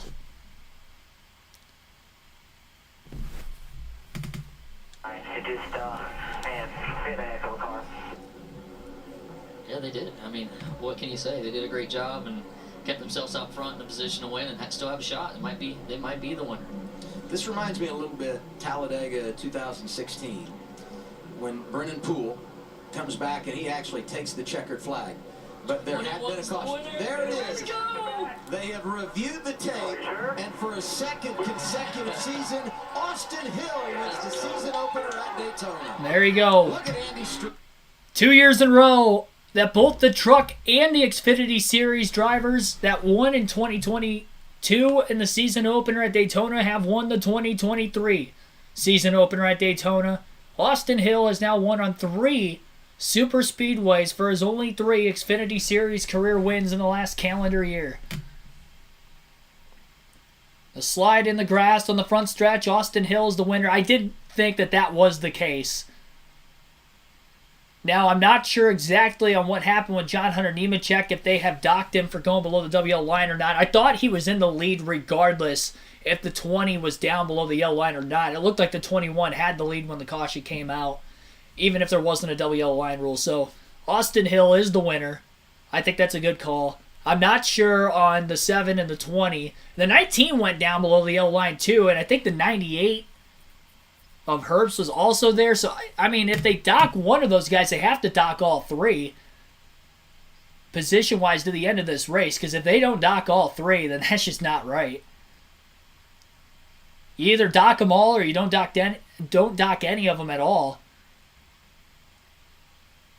It's all or none. And I think specifically that they should go with none. Not just because I think the WL line rule is stupid, but it's also because I thought they were missing a wreck. And the 2 ways you can make positions up going below the WL line is if you're avoiding an accident or if you get forced. I don't think they got forced because there was no contact with the cars to their outside, forcing them down below the WL line. But Sam Mayer was upside down on the outside of the racetrack. They had to go low to miss him, especially with cars already to their outside. So they were trying to miss a wreck in my eyes. So hopefully they don't get black flagged in that situation. You'll get to hear from all parties involved in the finish of this race, starting with your race winner, Austin Hill. Well, Austin Hill, back-to-back at Daytona. You had to work for this one at the end. You had a ton of teammates lined up behind you. It was single file for a little bit there, and then you guys got to dicing it up. How did you pull this one off?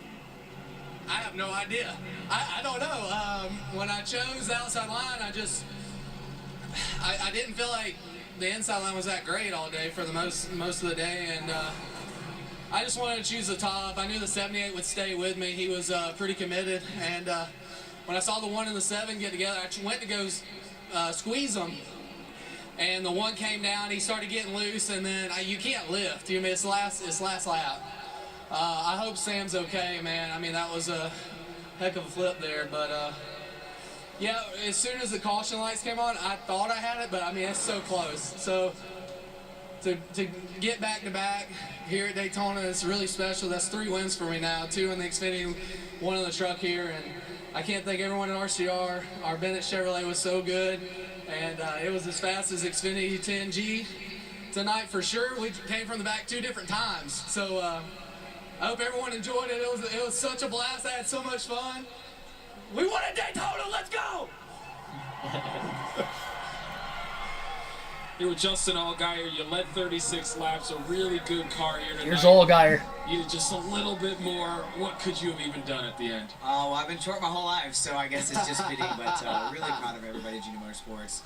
You know, our Chevy Camaros tonight were absolutely blazing fast, and obviously I'm glad Sam's okay. You know, he had a heck of a run there at the end, and I hated that Josh ran out of gas. Just really proud of everybody on our team. You know, this whole team has worked their guts out, and you know, to carry the brand 70 years, to have the platinum anniversary on the car, and to have the adversity we had tonight. I mean, to go to the back and have that spin and just battle our way through. You know, it's crazy how fast our car was tonight and how good we were, you know, in traffic. Jim Pullman has done a fantastic job, and this whole 7 team. Just disappointed. You know, I thought I could get enough of a draft off of that A car, and maybe they couldn't catch me, but I just got too far out there. And that was really all it came down to. But proud of our team, proud of everybody at Junior Motorsports, obviously all of our partners, Chevrolet, Hendrick Engine Shop. I mean, just really proud of the effort that we put in, and I think we got a lot to walk out of here with our confidence high, and we'll go on next week to California, and I think we'll be equally as fast. Thanks, Justin.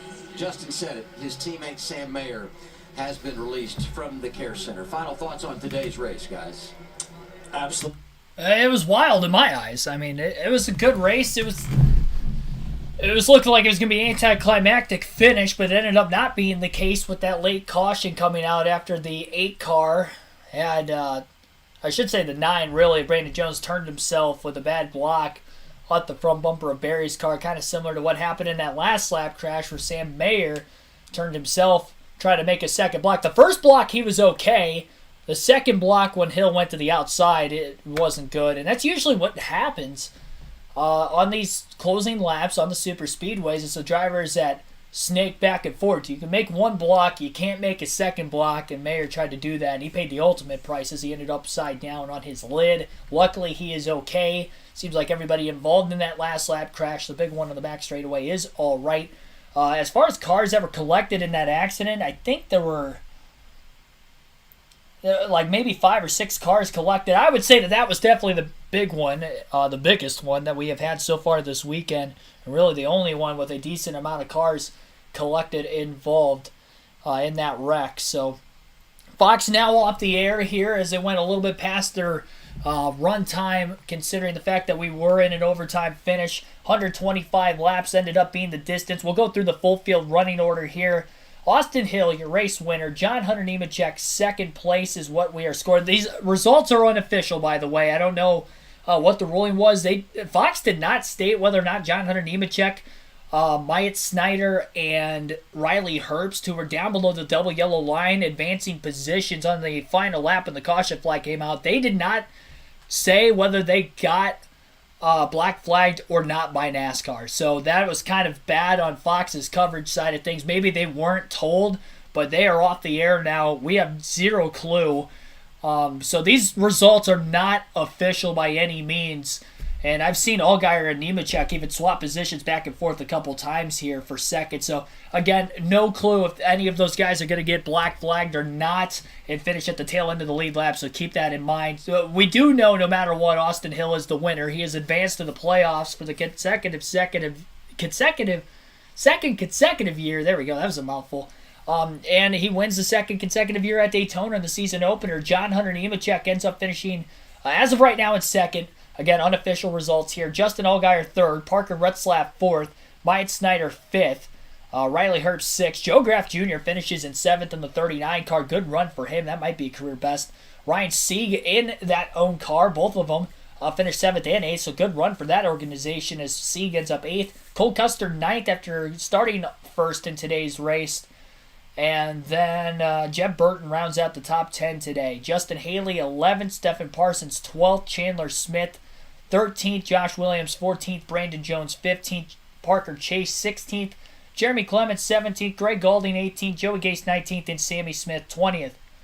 Kyle Sieg 21st, David Starr 22nd, Parker Kligerman 23rd, Anthony Alfredo 24th, Jay Buford 25th, Josh Berry 26th, Sam Mayer upside down last car in the lead lap 27th, didn't finish, but wasn't a lap down there.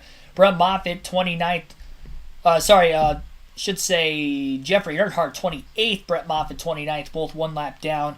And then everybody from 30th on back DNF. Jesse Iwuji ended up finishing 30th. CJ McLaughlin 31st, Castrella 32nd, Brendan Poole 33rd, Sheldon Creed 34th, Ryan Ellis 35th, Daniel Harmonic 36th, Blaine Perkins 37th, Bailey Curry 38th. So we had 9 cars DNF total. Well, I guess with Moffitt there, or Mayer there at the end, that would have been another one. So ended up having 10 cars DNF in this race today. But again, that is your unofficial results. So good to hear. Again, that Sam Mayer and everybody involved in that last lap crash at Daytona is okay.